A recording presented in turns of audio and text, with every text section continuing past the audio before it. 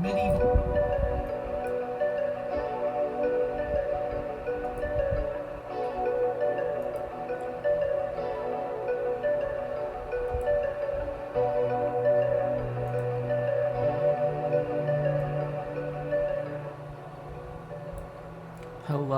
Hello, everyone who is currently watching, who's currently viewing, of course. I know it's early, but honestly, it just gets too hot if in this room, if I wait until later to start streaming. So I've decided to start streaming a little bit earlier, just like a couple of hours earlier anyway, because it's just too hot. Like I can't. Like it's especially because this like a lot of places in California don't have like air conditioning. Like they might not necessarily have air conditioning. So like that's why I have fans on, right? Like that's why I turn them on, right? But that's all I have. Um so yeah, it gets too hot. I can't just be like, "Oh, I'm going to turn up the thermostat" because I do not live in a fancy suburban home, unfortunately. I live in yeah. I'll just put it like that. I live in a yeah. So anyway, so for today, what I wanted to look at was although it isn't true that like feudalism ended in 2008, technically speaking, in an economic sense, obviously, it didn't end in any materialist sense. This is talking about, I believe it's the Isle of Sark, I believe, that had essentially like a feudal, like the feudal contract that existed prior for hundreds of years, essentially, never didn't expire, so to speak. Like Britain, like even though it's part of Britain, it has this like weird like autonomy relationship with Britain, and so because of that, it just kept this contract going for as long as it could, and so that's why like the video essentially says like that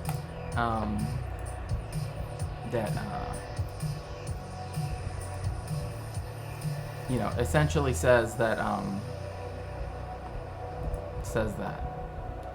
anyway. So I want to just get started on that, but I hope everyone's having a good day. Let me put my throne and also my other links. Again, if you want to help me out, you're more than welcome to. You can always become a subscriber. We need more learners. I also want to finish funding this book here. It's 33% funded.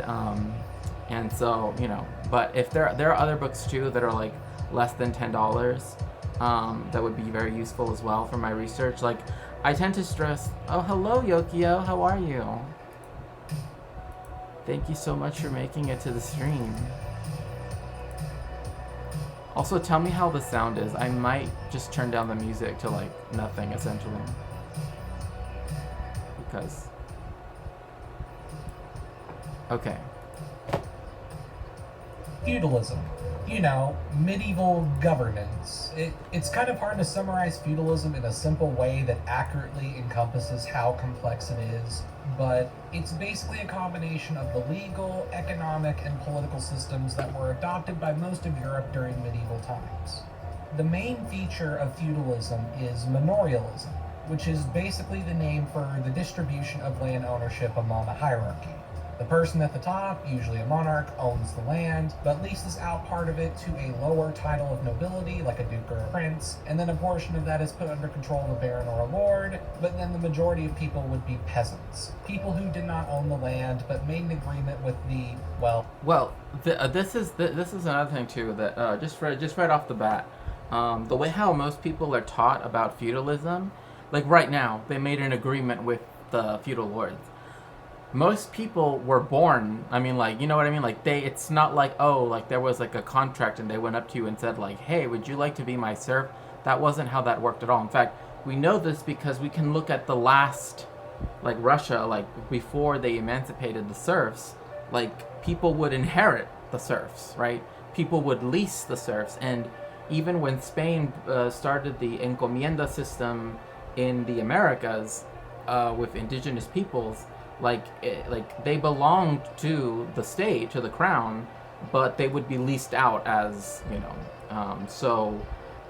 the belief that somehow the peasants, who were the vast majority of people, by the way, like this is like 99% of all the people in Europe, so no one, you know, like everybody that tries to claim some noble heritage, like very like a direct heritage to like someone, it's almost always untrue.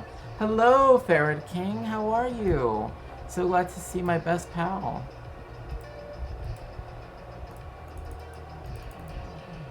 Hope you're doing well. Thank you for dropping in on the stream today.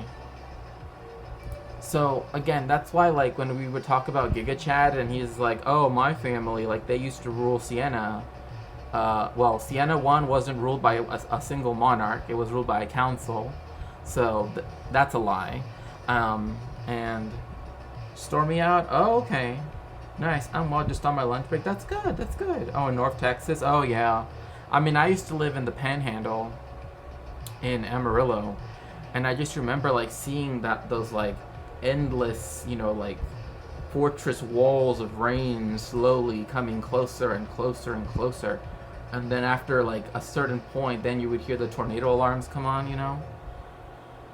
Oh, summer days. Landlord to be leased a home in exchange for their labor, usually on a farm. Often they'd also be given a small share of the fruits of their labor, but of course the landowners got the lion's share. Wow. Yeah, very familiar for sure.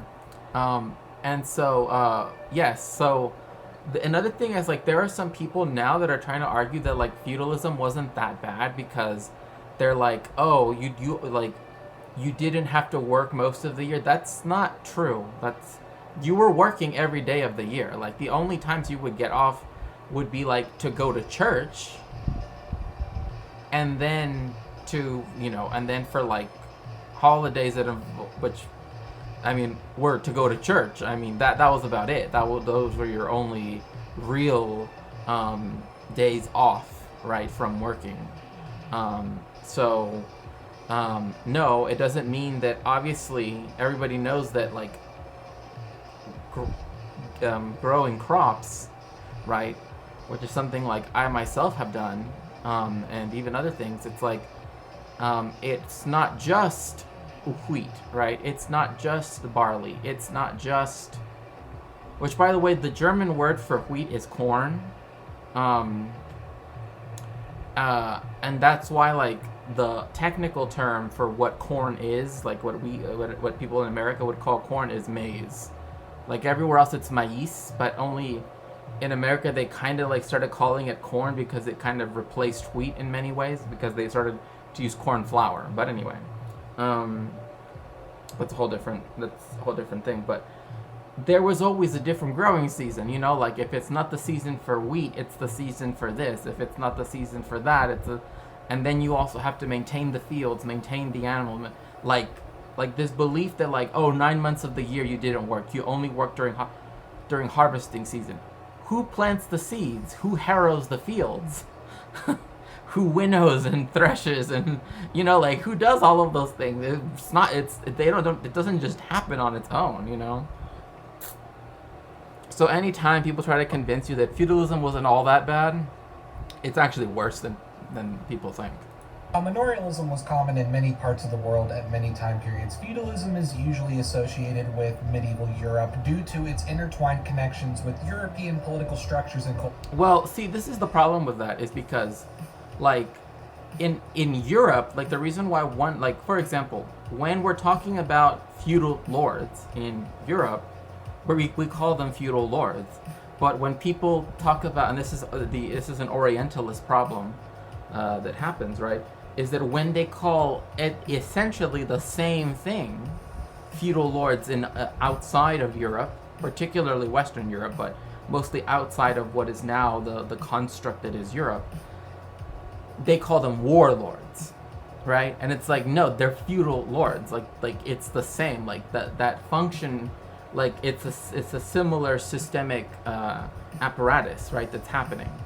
It's just that when it's white people doing it, they're feudal lords, and they're kind of seen in this positive light and like, oh, blah blah blah, consolidation of power, blah blah blah. But when we're talking about, like, say, the exact same thing that was happening, say, in the Ottoman Empire, or that was happening in, the various caliphates, or even in, the Parthian Empire, etc., in China, people will always call it warlords, right? Like, it's everywhere else they're warlords, but in Europe and the United States, technically, I guess in the United States, the closest thing to being feudal would probably be like the plantation owning class, because that's essentially that's a point of reference for sure. So that would be the only comparison, but it's not analogous. But it's not unheard of to see the term used with the shogunate era of Japan. See, like countries that are deemed Western or modern or whatever, they get to be called feudal. But the ones that are in China, it's called, the warlords, right? They're always called warlords, even though literally it's the exact same mode of production, for the most part, right? But in Japan, because Japan has been viewed as this, like, oh, it's this intricate culture that's more like European culture, therefore, hence why it was one of the imperial powers, and why it's still seen as, like, if not Western, at least part of the Western coalition of countries, right? Definitely included in that. But yeah, like they will call, the shogunate period, the Edo period, oh yeah, they had feudal lords. Well, where do you think they got that idea from? Like, it's like, we can see direct influences in terms of installing shoguns and different titles that existed, different levels of nobility that existed in Japan, because of their communication with China. Because China already had hundreds of years of feudal mode of production, in essence. For example, you can make much longer videos debating on what counts as feudalism and what doesn't, but for the purposes of this video, I'm referring to medieval European feudalism, which actually ended in 2008. That's not me making some hyperbole or some old law people forgot about but no one followed. There was an actual legal feudal political entity that was only reformed in 2008. Where was this last? What's funny is that he says, like, oh, there wasn't some old law that never got. That's literally what happened. Like, I know that the whole point is, like, oh, they, like, for example, it's not as though the people of Sark, like, somehow, like, oh, like, capitalism ends as soon as we touch ground here on the island. Okay, we have to give up capital. Like, that's not how it worked, right? Like, capitalism was already there. It's just that this specific aspect, right, one particular relationship to one or a few forms of capital, as can be described, like fixed capital, in this case like land, right, is the issue at hand, not the fact that, oh, this was the last place that still had, like, knights and, all of that stuff. I mean, at least in the old, like, they were all wearing chainmail and shit, you know what I mean? It was not like that. Bastion of feudalism hiding. How did it even last this long? What did 21st century feudalism even look like? We're going to find out. But first, I want to talk about this video's sponsor, Ground.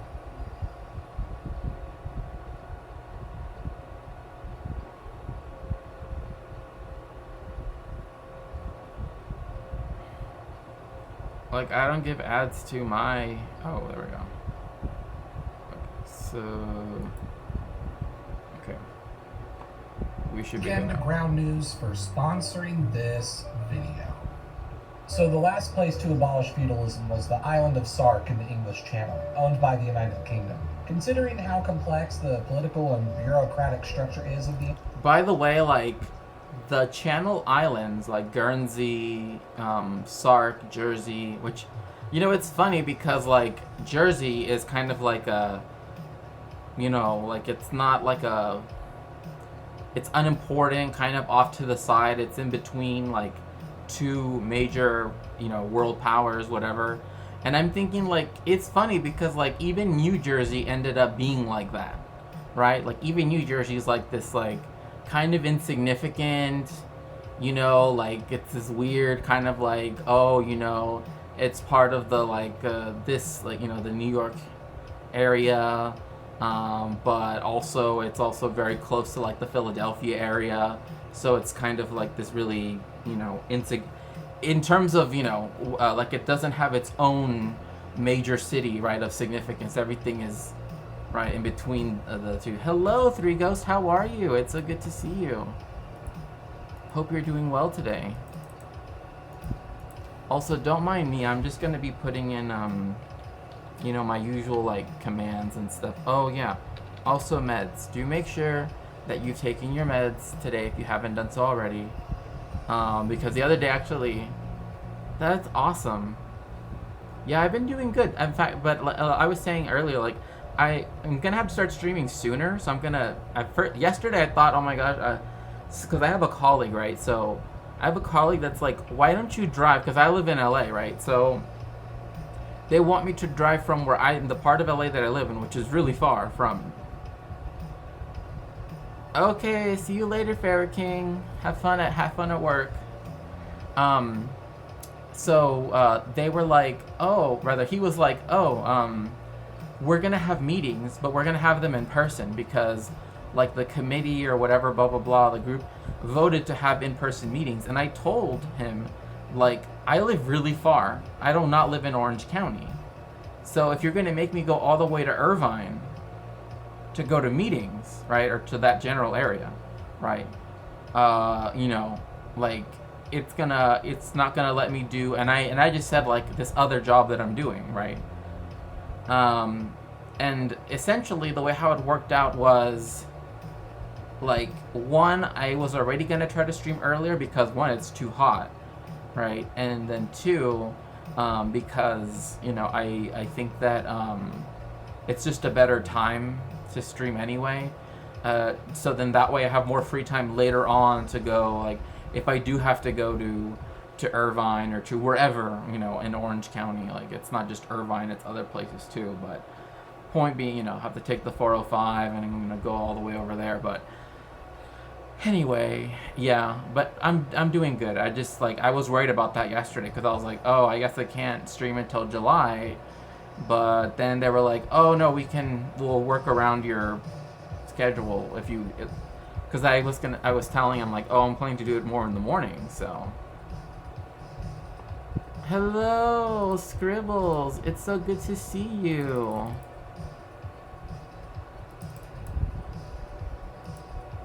Hello, hello.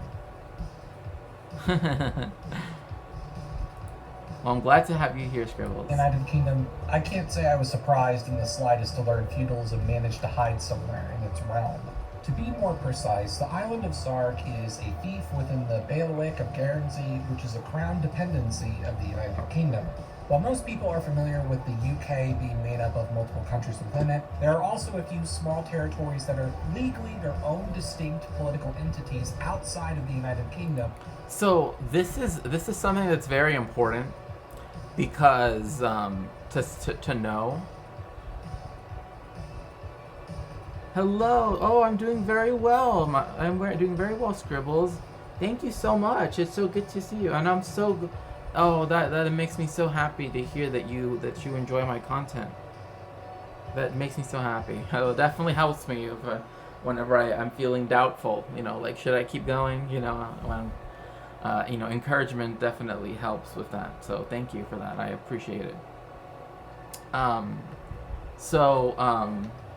So because of these, like, entities that are both part of the United Kingdom but also have, like, their own independence or autonomy, this is why, for example, like, when you go, like, say, when it comes to soccer or, you know, international football, right? you will have an English team, a Welsh team, a Scottish team, right? But but a lot of things you'll also have like a British team. And I'm just giving this example because it's kind of like sticks. People are more likely to understand this. But like, for example, the Vatican, right? The Vatican City is one of two entities that exist. Like the embassies that are for the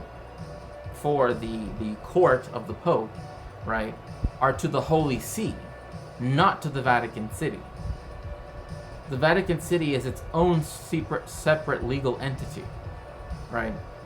The Holy See is also a separate legal entity, and that is the legal entity that all of the embassies are for.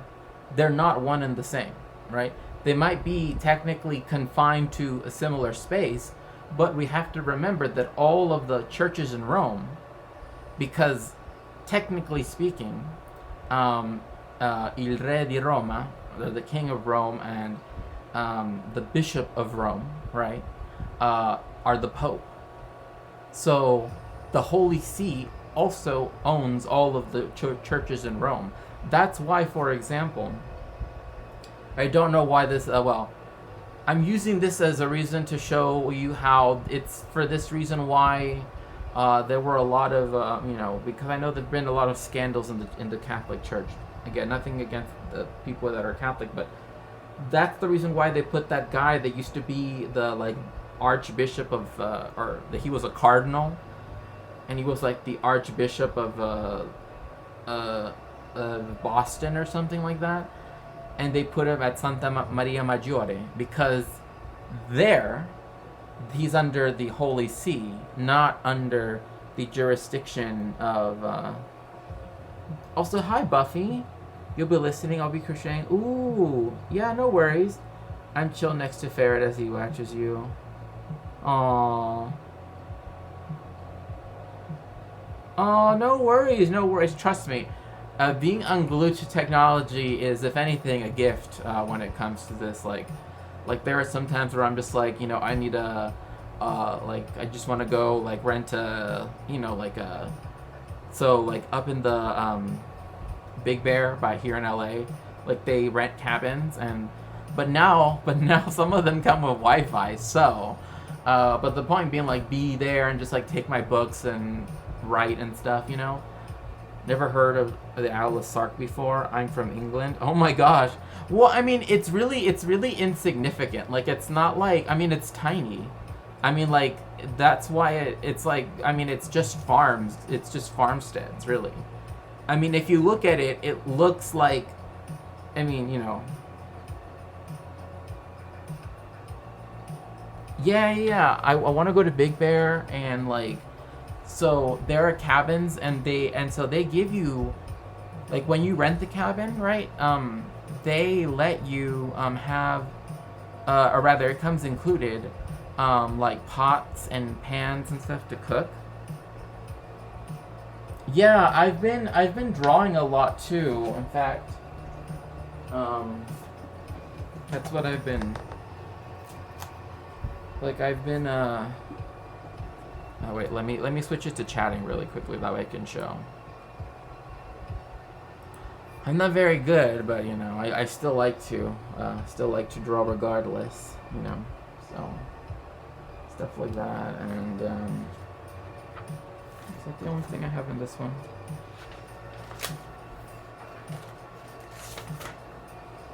Because some of them are just like ideas. Like, oh, thank you so much. Yeah, and then this is the one that I showed, here's the one that I showed Mage. Here, this is a cityscape.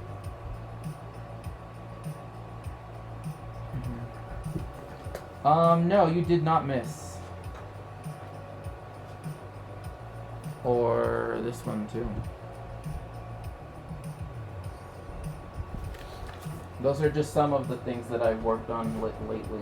Well, some of these I recently kind of rediscovered them. Like, I also have this one right here. See?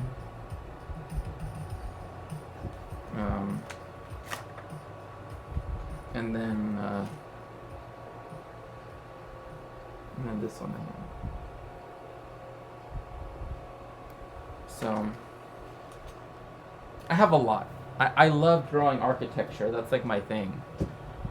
Yes. Oh, thank you so much. Yeah, I love drawing those kind of buildings too. Yeah, they're really great. Like a lot of them are sketches of places that I've seen because I lived in Europe for for a period of time. Like I lived in Italy the longest. I also lived in Portugal, and I spent some time in France as well, in Paris. Oh, that's awesome. Okay, so when I lived in England, I lived in the West Midlands. I lived in Warwickshire.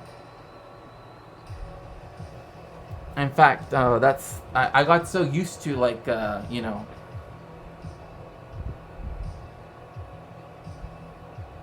Oh no, I've heard. I mean, Liverpool is very beautiful. I mean, I've heard there are so many beautiful buildings too. My condolences for living in England. I think, I'm almost tempted to play like a series, a show that like kind of shows some of the like nicer aspects of England, right? That's more like a rural life, right? Like more like small town life. Because I know that people like often have a very negative opinion of London, but I've heard Liverpool is great. In fact, I haven't visited it yet, but I did say next time I go back to England. Oh no. Like Warwickshire, like where I was, it's very very liberal. It's very very much labor voting. That whole area is very labor, especially like the city of Warwick, and then even going over to Coventry. Like those places tend to always vote labor anyway. And even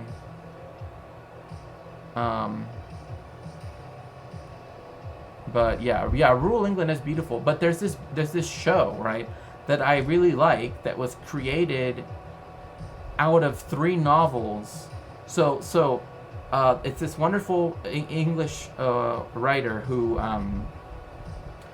kind of really had to work hard for her artwork because she was a woman, right? And in the early 19th century, and so.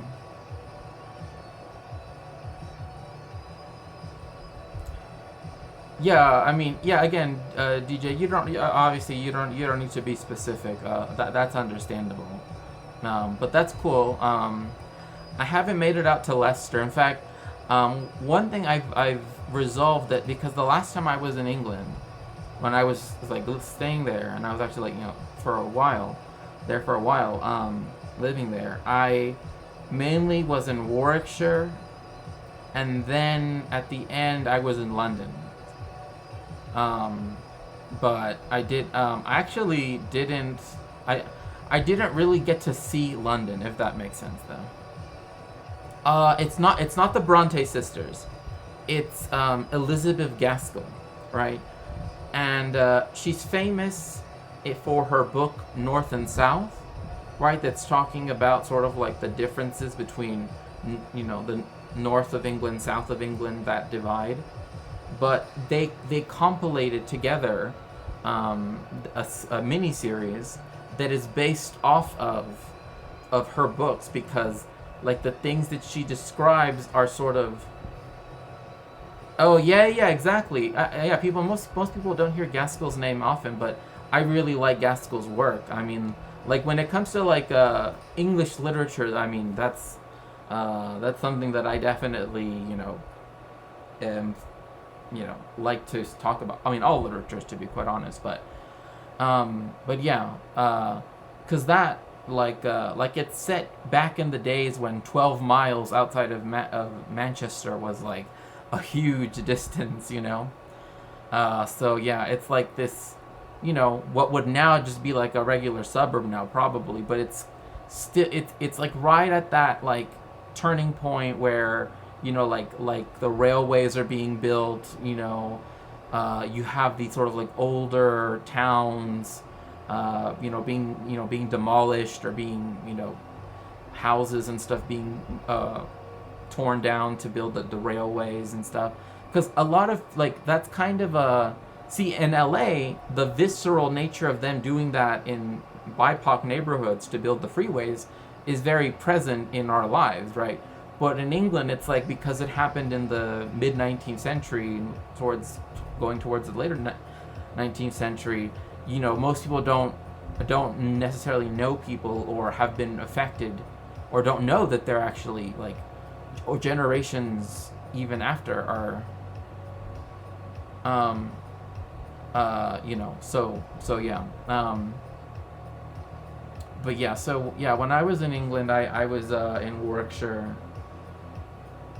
Oh, that's cool. Well, I mean, like I said, I mean, if I ever have Shakespeare Con International, I will definitely would want to have it somewhere like in England or something, just for convenience sake, because I know that like I know like from New York you can still get like the 4.5 hour direct flights to London, and even if you get the right airline, they could even be not as expensive as they tend to be, because I live on the West Coast, that's almost impossible.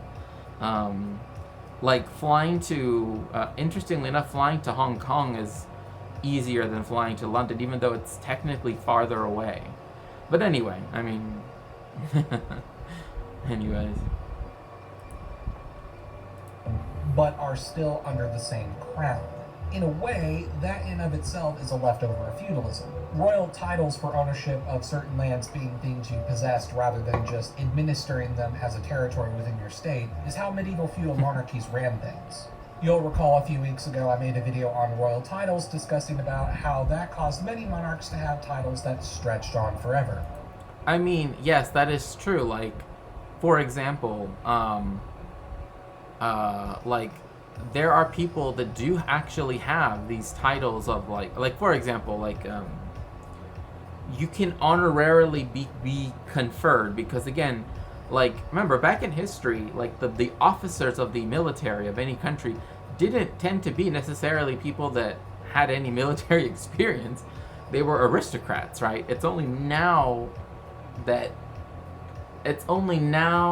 like more in the like with the, well, in the 18th century this was seen as an issue, but like now it's mostly the case that most people that are officers, or at least in most of the offices in general, tend to be people that have seen combat, etc., like that.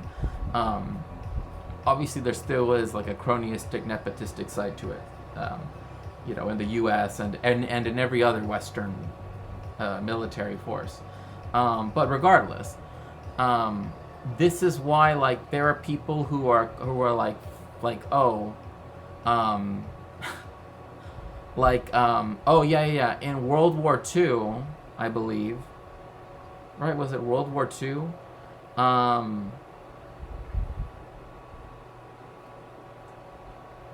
World War II, the Emperor of Japan was a field marshal in the British armed forces and the British Army, which, if you know, like, position, like, that is like the highest, like one of the highest things you can be is a field marshal. That's like one of the top commanders of the entire military high command, right? So the fact that they gave that to the emperor that later on they declared war on, you know, that's why he never showed up for duty, right? Like, technically, he had the duty to show up and to lead the British Army and Navy, you know. So, let's see here. The official title of the Emperor of Austria translated His Imperial and Royal Apostolic Majesty by the grace of God, Emperor of Austria, King of Hungary and Bohemia, Dalmatia, Croatia, Slavonia, Galicia, Lodomeria and Illyria, King of Jerusalem, etc., Archduke of Austria, Grand Duke of Tuscany and Krakow, Duke of Lorraine, Salzburg, Styria, Carinthia, Carnolia, and Bukovina, Grand Prince of Transylvania, Margrave of Moravia, Duke of Upper and Lower Silesia, of Modena and Parma, Piacenza and Gustala, Auschwitz and Sator, of Teschen, Friaul, Ragusa, and Zara, which are now part of Croatia, Princely Count of Habsburg and Tyrol, because Habsburg is a county in what is now Upper Austria, of Kyburg, Gorizia, and Gradisha, Prince of Trento, which is where the Council of Trent happened, and Brixen, which is now it's considered part of the Tyrolean Italian area, Margrave of Upper and Lower Lusatia and in Istria, Count of the Hohenems, Feldkirch, Bergen-Sonnenberg, Lord of Trieste and Cattaro and the Vindicmark, Grand Voivoda of the Voivodeship of Serbia, etc., etc. Wow. No, yeah, and I mean like for example, like there are some people that are even like conferred titles,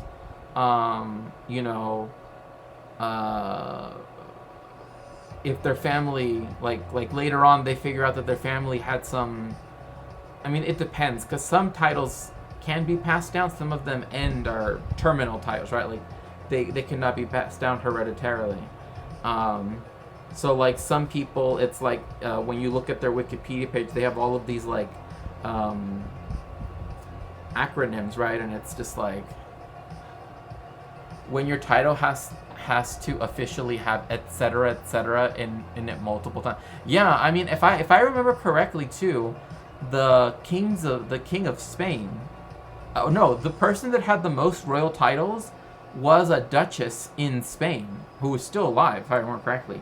But she gave up all of her titles, all of her all the title nobility, all of her stuff, so that way she could marry a commoner who was like a young man. They fell in love, and she's like, I would rather not be the Grand Duchess, Princess of Princess of Navarre, blah blah blah, and it had it was like 86 things long, like all going all the way down, and then she also had orders, right? Like that's another thing too, like Order of the Golden Fleece, Order of the Garter, right? Knight of the Queen's Bedchamber, blah blah blah blah blah, right? And then like even with like even in like rabbinical titles too, it's like some people they're called, like it's Rabbi Rav, but sometimes they can say like they give you they call you like Hatzadik Gadol, right? I mean, it's obviously it's not the same because it can't extend that long, right? But like things that in the Jewish world that you can be called if you're like a rabbi or a Jewish scholar is like Hagaon, Hatzadik, things like that, and also one that's given to people that aren't necessarily rabbis, but that are respectable. This is technically like, again, using their gender binary, Reb, right, which is a way of saying someone who's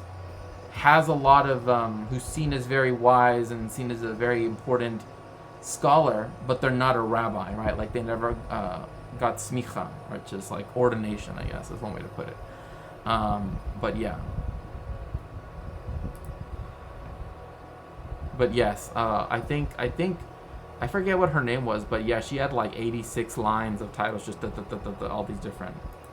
In the case of the bailiwick of Guernsey, they, along with the bailiwick of Jersey, make up what are collectively referred to as the Channel Islands. Going back to medieval history, there was a duchy in northern France called the Duchy of Normandy, and they ruled these islands. Famously, William the Conqueror, Duke of Normandy, in 1066, claimed the English crown and... Also, I'm sure people know this, but Normandy, right, is named Normandy because it was land that was afforded to Northmen, right? In this case, what people might call Vikings, but again, Viking is more of a verb. People went on Viking raids, right? But but there's not like a one ethnic group that did it, right? Yes, it involved a lot of people that lived in Scania and in what is now Denmark, right, in that area, right? But it also included Celts and Slavs and all these other people. But collectively, they were called the Northmen because they sailed from the North Sea down, and so that land was given to them. So that way, yeah, bikini, yeah. Because they're like, there's an old text I read in Old Spanish. So this is the Spanish spoken like 1,000 years ago, right? I mean, that's the best way I can put it. Like before, like modern Spanish is very, well, it's Romance languages tend to be more like their older forms. Well, English is like was like a unique case where it just like is completely unlike Old English, the English of 1,000 years ago. Got to get that Iberian cheese. Yeah, that's true.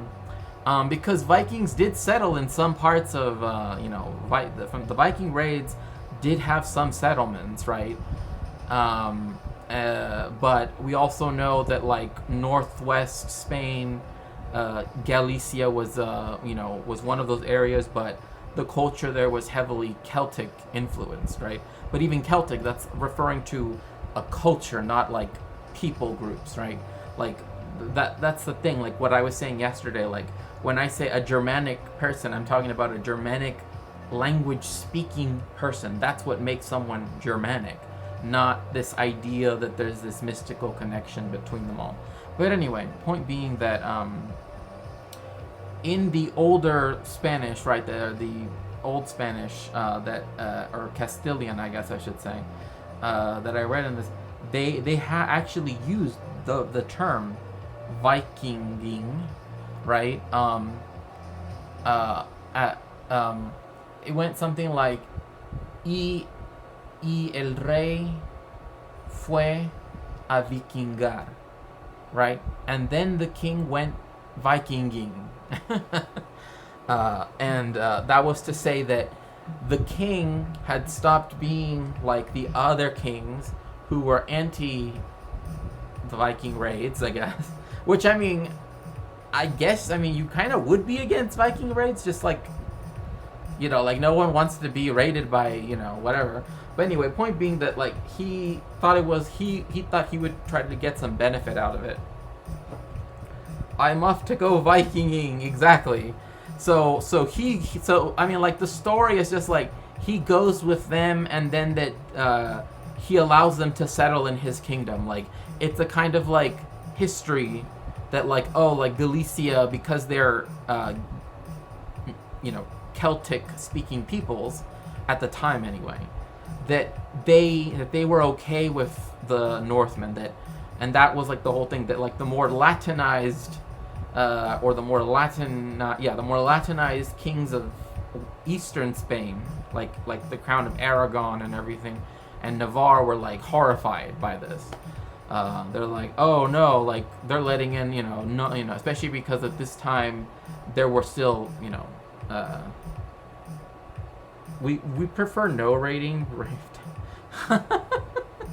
Yeah.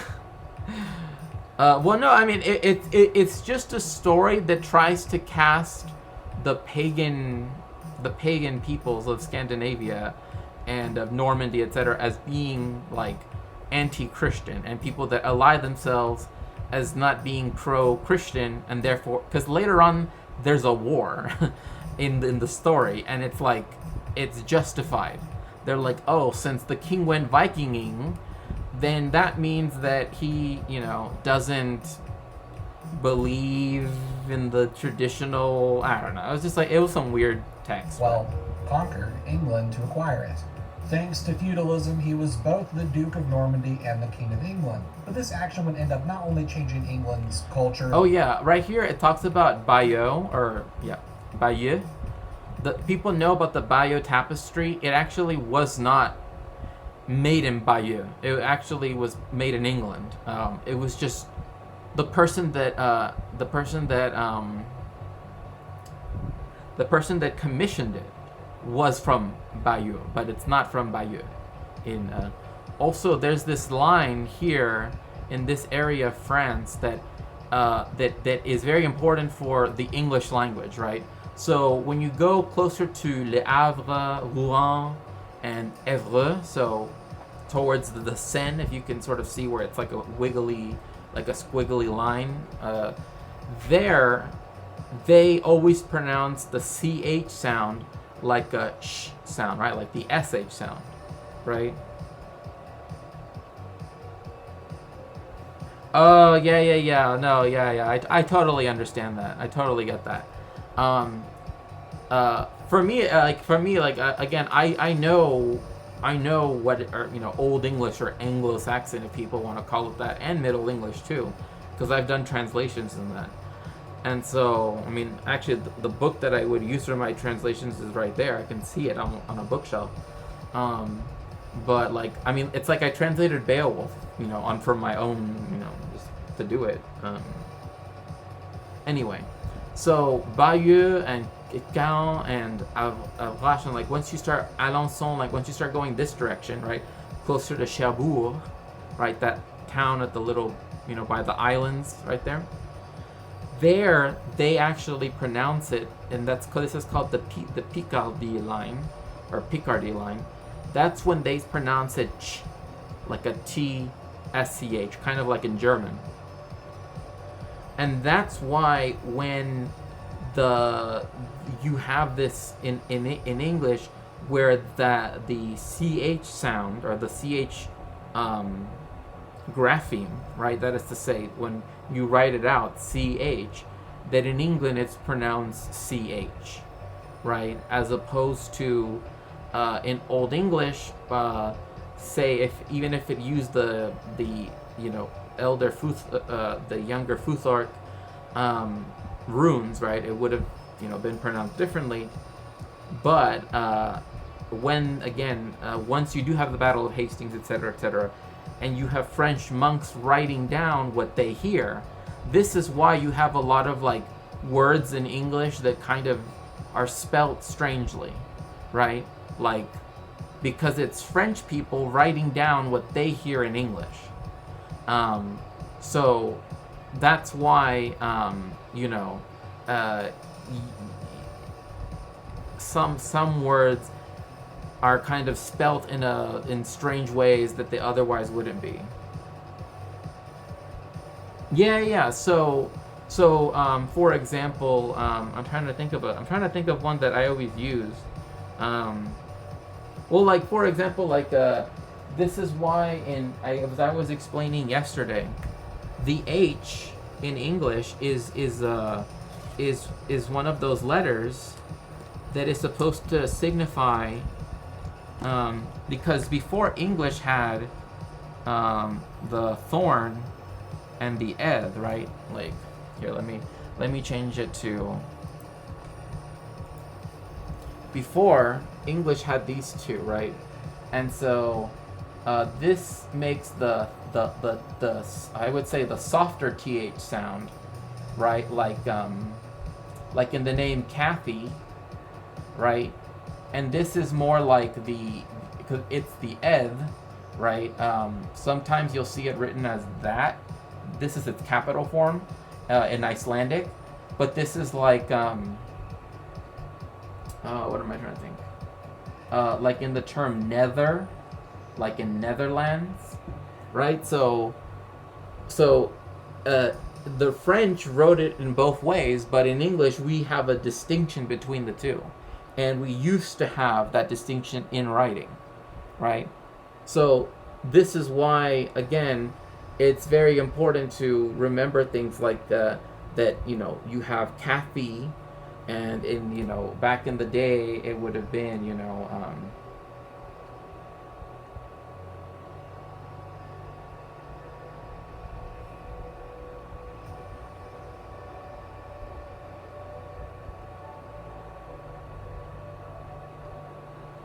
right, it would have been spelt like this instead, like the ash, right, which is another thing that the French got rid of, Kathy and nether, right? So back at this time, English still during the Anglo-Saxon period, you still, like in Wessex, etc., because the dialect I know is the Winchester dialect, which was the capital of Wessex. So it's the least influenced by Viking and Old Norse stuff. So yeah. So in English, there used to be this distinction, but now it's always like this. And that's also why the names I was describing yesterday, right? Like Anthony, right? Now in America, people pronounce it with this phoneme, right? The th sound, as Anthony, but the French put the H there to stress that this was not supposed to be pronounced like that, right? Same thing with Thomas, right? They put the H here to show that it's a hard T sound, not a soft one, so to speak. In this case, that it's not a unvoiced th sound, a voiced dental fricative. Hence the nickname Tom and Tony, right? But over time, especially in America, like America's the place where the TH in Anthony started to become pronounced. That's why, like, there's a writer, a professor, I think, actually, he's a professor now. But when he started writing articles for this thing that I read once, when you find out you've been the one pronouncing your name wrong. Well, I mean, now it's accepted that that Anthony is considered is now considered an acceptable form because of popular usage, right? But a lot of this has to deal with the fact that the French, right, like when they would write things how they heard it. Like, let me give you another example. Sorry, I love going into linguistic history.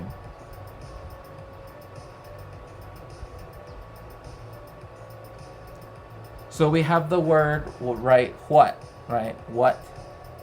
Yeah, Anton's. Yeah, it's the exact same name. Like, all those names come from the Latin Antonius, right? Like Antonio, right? Antonius. They all derive. They're all just different ways of saying that name, right? Same thing. How, like, for example, the name Charles, right? Well, Charles is interesting because it's actually a Germanic name, but anyway, except for the word what.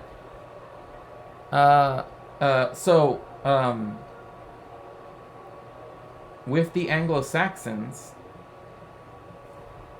So in Old English, or an Anglo-Saxon, if you want to call it that, this is how the word was spelled, HW-T, what, right?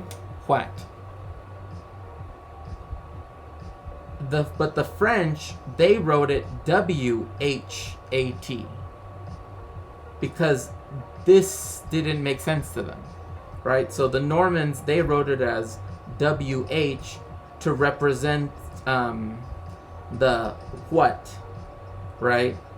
But again, as I said, originally it was in Anglo-Saxon. It's spelled HW-T, Hwat. And all of the WH, or most of them, initially were HW, right? And certain things like this actually comes from Scriptoria, right?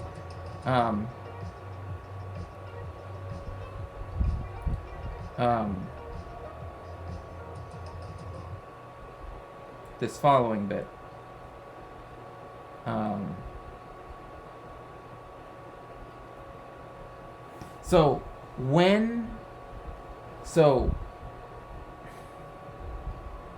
So we have a letter, right, that technically is self-referential to how it used to be written, right?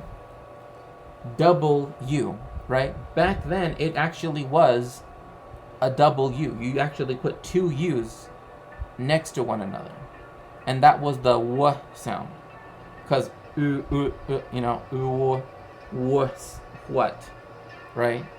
So that's what became the letter W. But that's why in other places, like in places that speak Romance languages, they don't call it necessarily double U, they call it double V, because of how it would have been spelt then. But yeah. Thank you so much. Oh, I'm glad that people are enjoying it. That's why, I want to like grow my stream, get more learners. Also, be able to get books for my research and everything, more subs and all of that, because, it all helps, right? It helps me be able to continue streaming. But anyway, so that's something that, like, when I actually teach a course called, or in essence, it's called like the history of the English language. But I actually teach it broader than that. I teach the history of Indo-European languages as a whole, and then narrow down to English itself, right? Because I feel like if you just talk about English kind of vaguely, like in the beginning, you kind of really don't get much of a good sense of like how English developed as a language, unless you understand like the morphology, the changes in sounds, etc., that happened over time. But anyway, language, society, and history forever, but would also be a foreign policy headache for several centuries. Normandy was, in theory, loyal to the French crown, but then the man in charge of Normandy is also the English king, who isn't loyal to anyone else. This would cause issues on who was really loyal to whom, and there would be constant back and forth fighting over other duchies between the French and English crowns. In 1204... Yes, and that's because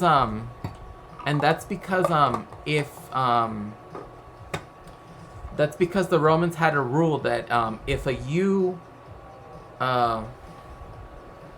so the way how that works. Oh my gosh! Thank you so much for the raid, Lexi. Hello raiders. Thank you so much for the raid. Yes, Lexi. Hello, Smexy Lexi. Hello, Allie. Hello, Ganja Fairy. Yes. Let's go. Hello. I am Shakespeare. If you don't follow me, I would ask that you do. I am a cultural historian, and I am a cultural... Okay. Oh my goodness gracious. Okay, well, love you too. See you soon. Oh my gosh, keep me posted about that. That's so exciting. So I'm Shakespeare. I'm a cultural historian, and I like to talk about like all sorts of things. Like, but the things I like to talk about are like language history, like linguistic history, economic history, even because most of my work is interdisciplinary. So that's why I always, in fact, that's why like my throne is just like books that I need for my research. But yeah, I'm always here to answer any questions as best as I can. And yeah, you know, yes, learning stream, yes. This is my, I mean, I'm a professor, so I'm kind of used to doing this. Even though sometimes I actually feel like, oh gosh, I don't want to just give like history lessons every day, but, whatever. Yes, time to learn and slow twerk, yes.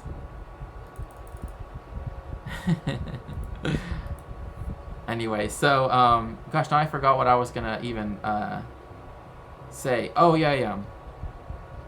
So, in Latin, I'm gonna use an English word technically. Oh, thank you so much, the Third King. Yeah, I'm a professor. Yeah.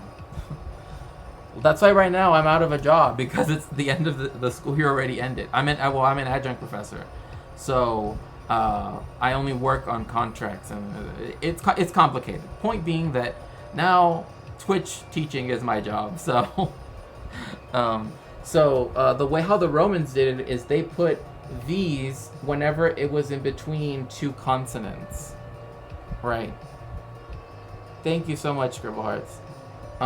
So even though this was a U, right, they always put V's when it came to writing. But the main reason why they did that in buildings at first was because it's very difficult to do curves, right? Like that's why you'll see a lot of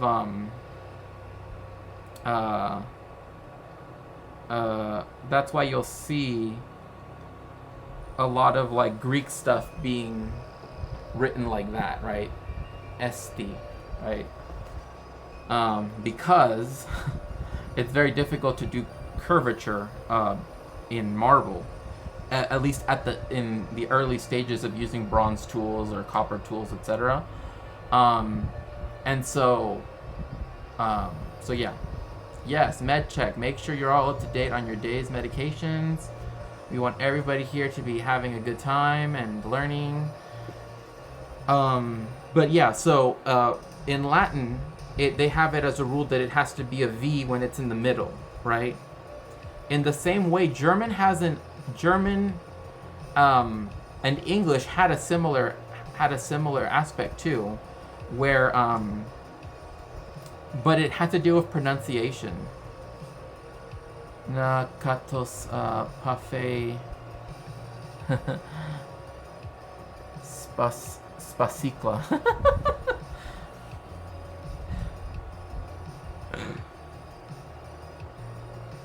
Ochi. Anyway, so the way how it works is that oh wait, that's not the. Oh yeah. Like in English, we have the word. But it translates to be destroyed. So we have the word haven, right? Embodied destruction. Russian secrets, yeah. But in German, they have the word Hafen, right? Right? And so the way how it was is that in English, in Old English, 1,000 years ago, or Anglo-Saxon, if an F was between two consonants, it was pronounced like a V. So this would have been Haven, or Haven, right?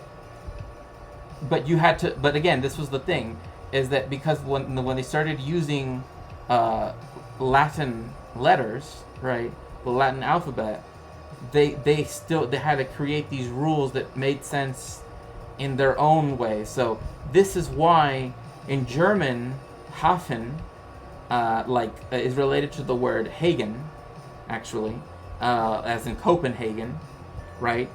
But it's also related to the English word haven itself, right? And so, so this means port, or harbor, right? And this is meant to be the idea of a safe harbor, right? It's a haven, right? And also, hi Anita, it's so good to see you. So again, in English, if stuff had an F in the middle, you would pronounce it like a V sound, which is the voiced, right? But if it was in the beginning of the word or between two consonants, you would pronounce it as an F. So.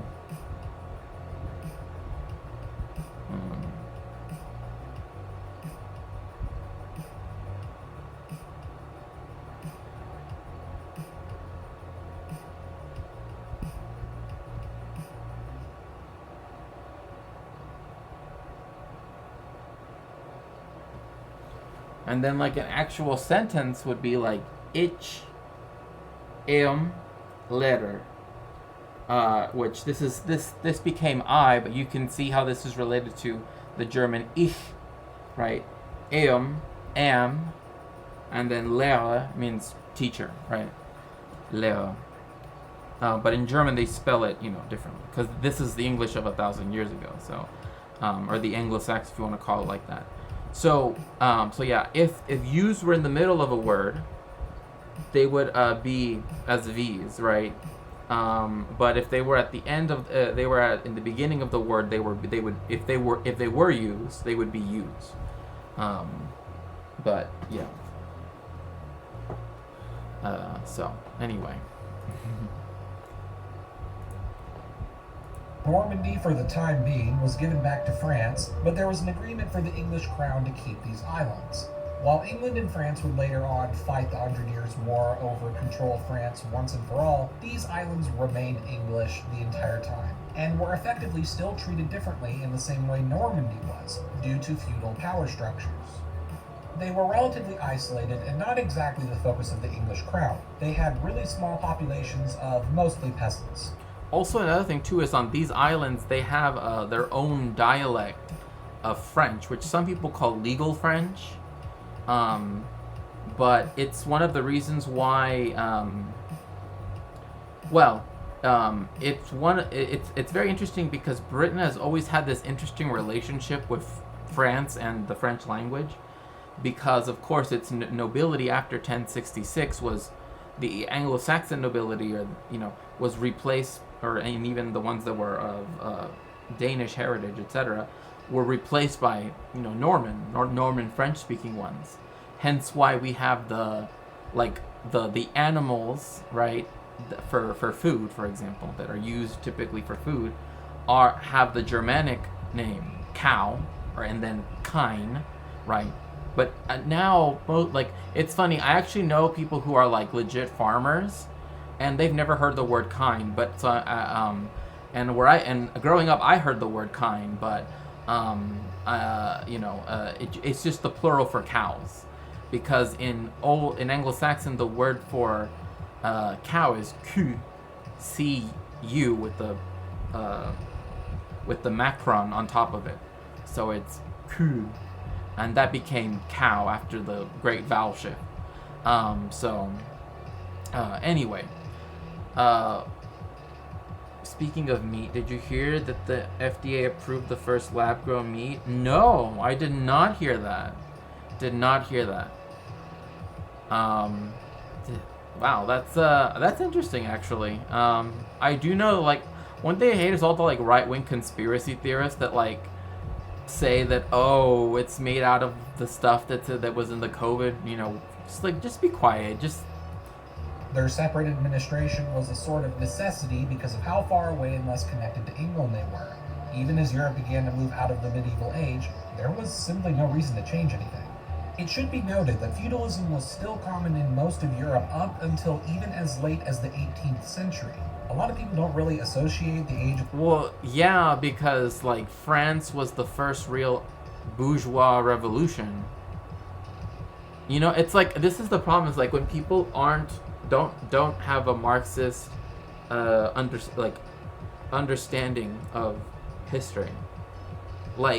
They think that one like modernity that was ushered in. Like they think, oh well, because England, yes, England had already had its bourgeois revolution. It just had it a century before the French did, right? It already had those aspects, right, where the bourgeoisie, the parliament, the bourgeois government was able to check the power of the king. Hence why in 1649 they put Charles I on trial, right, and convicted him and cumstered and dumpstered him. So, oh, USDA, not FDA? Okay. Hello, it's the Morton. So good to see you. Okay, awesome. Thank you. Thank you for the link. So, again, I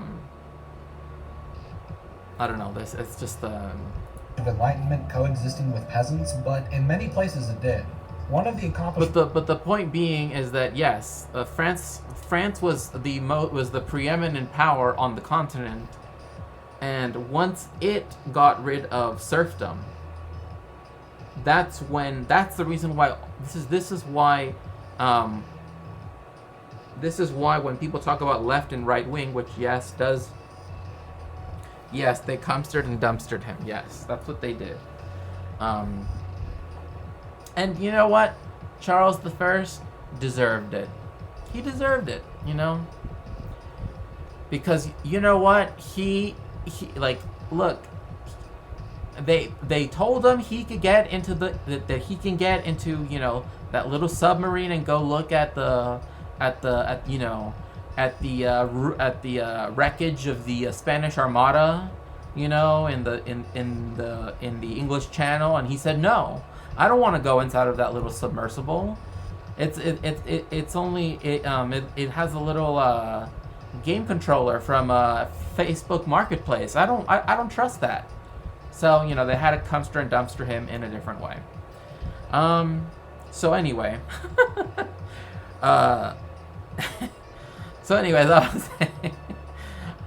so once France, which again is the preeminent power in Europe, especially economically speaking, it's a country that is able to develop industrially.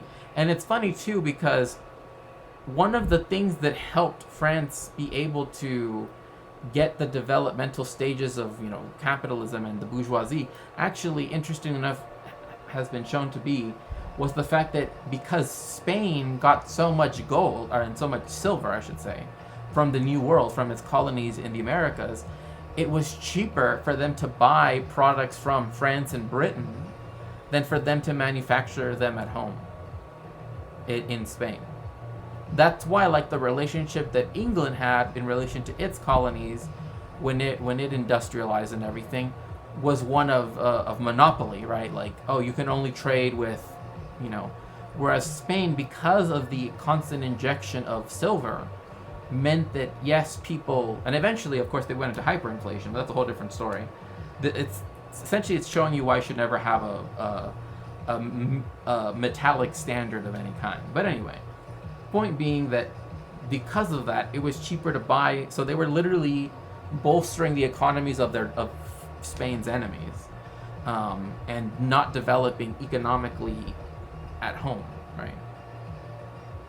Yes, get in the sub, King. Get in the sub right now, okay? We heard you want to see the wreckage of the Spanish Armada. We're going to take you, okay? And you have to take your entire family with you. I don't know. This sub looks a little bit, I don't know. I've seen a little bit better English craftsmanship before.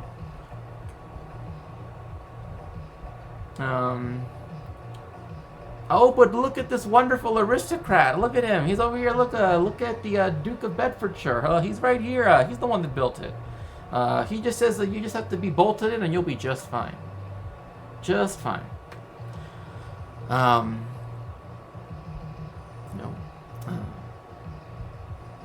The Duke of Bedfordshire. What is his name? What is his Christian name? His Christian name is Elon. So anyway, so anyway, as I was saying, so this is why, like, the division that appeared in the Assemblée Nationale in France, right, of right wing and left wing, is one of reactionary versus revolutionary, right? This is why the people that believe that liberals, because at one point they were left wing, right? In this case, when it came to feudalism, to ending feudalism, they think that they can claim left wing status permanently. But no, like once now that the whole world is under a dictatorship of the bourgeoisie, now the liberals of all sorts, and the blue liberals and the red liberals, right, with the big L, of course, because they always take that's all they ever get are just L's. They are right wing, right? Like now the left wing is everything that is not what was developed as revolutionary during the time of the French Revolution. That is to say, bourgeois government, liberalism, etc. Like now that's the right wing position, right? That's the reactionary position. Hence why one of the most reactionary aspects of current, economic history is neoliberalism, right? Like that's why the idea of of forcing competition in markets that are forced by the state to exist is going beyond what like state power has done before. So anyway, of the French Revolution was the final abolition of feudalism within France. Meanwhile, in the Russian Empire, you famously had serfdom existing until 1861 when it was finally abolished. You can make... Also, by the way, like, the amount of, like, Napoleon, right? Even though the Russians had beat him, well, I mean, technically Winter beat him, but you know what I mean. Like eventually, eventually, there was Waterloo, but the point being that because they were able to, stop his taking of, because technically Napoleon did reach Moscow. It's just that they were like burning Moscow down, like they were doing scorched earth tactics, like like Napoleon even made his military HQ for like a couple of weeks in the Kremlin. But it's just that, again, everybody was burning down Moscow. So, and in St. Petersburg, where the actual Tsar was, like, he was like, I don't care. Like, everyone's left Moscow. Like, oh, like, like, you're there, great. But, like, nobody cares. So... when Russia abolishes their feudal system, again, this is an issue to just say. It's not as though people were just free. They suddenly became equal to their formal, we know this, right? Like, this is why there was such a stark, this is why a lot of people that would try to argue that the Tsar did start industrialization, which, again, there was some in industry, but where was it mostly located? In the St. Petersburg area, right? Like, it was only with the USSR that places like Belarus, right, became heavily industrialized. Otherwise, they would have never have happened, because that has always been farmland, right? Because it has the Pripyat River marshes, which an interesting story about that is the Pripyat River marshes. That's actually, so when they were trying to discover the origin of the Proto-Slavic language, right? They noticed that Slavs that went north used the same words for certain trees that that they didn't have, right? Then the ones that went west used the same names as other other language speaking peoples, to describe those trees. So essentially, by process of elimination, by finding which trees they did not know and had to adopt the another language's name for them, they were able to narrow it down to why Slavic actually has most of its tree names from other languages. It's because Slavic developed in the Pripyat River marshes, which is one of the largest areas in Europe where there are no trees. So they never developed, Proto-Slavic words for those trees because they didn't have them.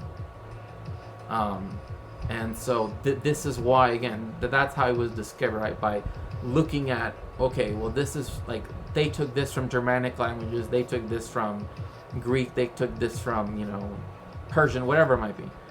And then narrowed it down to the only area that that people could see there was a migration out of, and that didn't have any of those trees.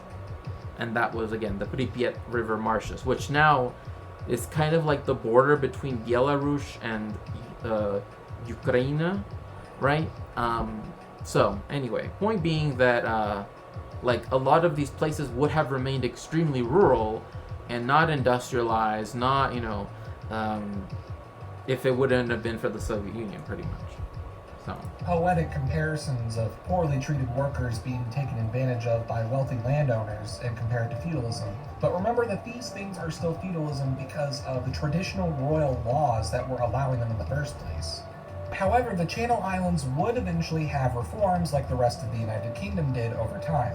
I mentioned that Sark was a part of the bailiwick of Guernsey. Sark was specifically a medieval fief given out by Queen Elizabeth I in 1565, establishing what would be called the Seigneurs of Sark, seigneur being French for lord.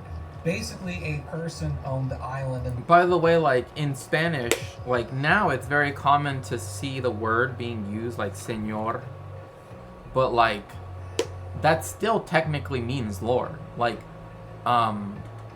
there are people that are given that like I mean there are some cringe people too that are like this, that in Mexico, like because they used to be a colony of Spain, right?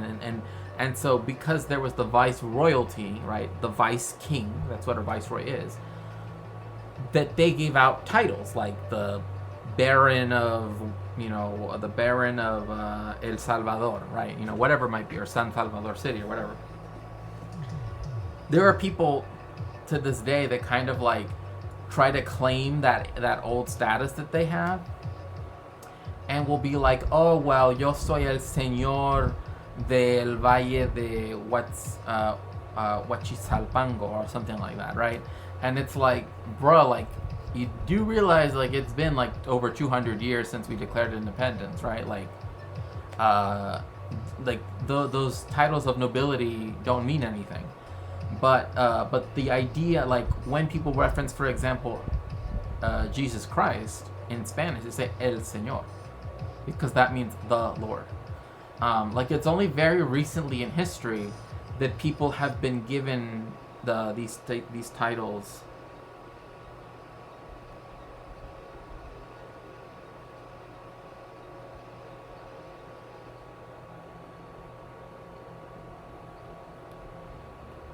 Let's see here. Ferret King says, don't crush my dreams, please, but be honest. I'm studying Marx by going through the works of Marx, Engels, Lenin, and one more person I won't speak the name of on the internet because people get weird about it. But take the first three. They're worth knowing, right? Marxism. Yes. Yeah, you have. I mean, in my personal opinion, like I'm not gonna say that you need to read everything Marx ever wrote. I definitely don't even think you need to read, like the people that like say, oh, just read Capital. No. Like honestly, like unless you really want to read Capital, read Capital, right? But you don't have to, and you have to read it in a study group anyway. Like there's literally formulas in it, right? Like people forget that it's literally an economic text, right? But Marx and Engels and all of this stuff, yes, it's worth knowing because there is and Lenin. I mean, I would say like we cannot. How should I put it?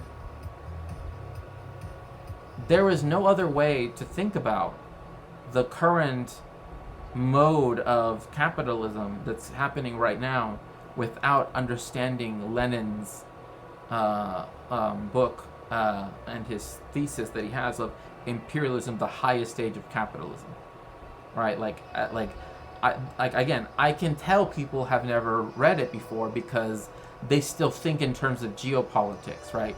And it's like, again, if we're looking at the idea of imperialism, then that whole geopolitics, like, oh, the French are not doing what the Americans want to do, blah blah blah. It like, you realize that that's just bourgeois spectacle, right? In many instances, like the United States, one more person, because oh my gosh, I won't even say anything about that. And Engels for sure, like, the history of the family, the origin of property, family, and the state is like so important because, like, there's actually, what's interesting is I find his critique of the idea of the family to be so, like, when he wrote it back then, right, when the nuclear family was very much a thing, right, like when it was very much ensconced in industrial capitalism. But as soon as you read, oh, awesome, then yeah, so then you might already know this quote. Oh, that's awesome. I'm glad to hear it. But there's just this isn't like a spoiler. This is just one little part that he just mentions, kind of almost like he like, it's kind of like in his introduction to the idea of families, right? And he's like, when people today, right, in this case in the industrial capitalist age, read the Bible, right, and they hear about, oh, yes, oh, that's awesome that you're going to be reading with Ferret. That's great. So glad to hear that. Yeah, it's definitely a really, also, like, the principles of communism and stuff is also worth reading too. But so he says people that read the Bible and hear them talk about the word family, right, think that the way how their family functions, or how the family functions now, is how the family functioned back in the time of the ancient Hebrews. And that is not true. And that is still, I mean, even to this day, right? Like, there are lots of right-wing people that they think that same thing, right? That how they conceive of the family, right, particularly the nuclear family, is the family that they are reading about or learn about when it comes to the biblical family, right? Like, they think that Mary, Jesus, and Joseph were like a nuclear family, and that blah blah blah, right? Like, no, they weren't. Like, this is people inserting their own conception of the family into something that didn't exist at the time. Especially when you go into the Jewish Bible, right? Like, because you have, I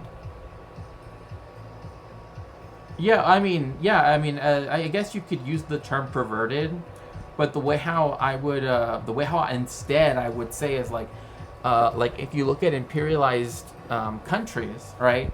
Like, and the movement of peoples from imperialized countries to the imperialist core, right?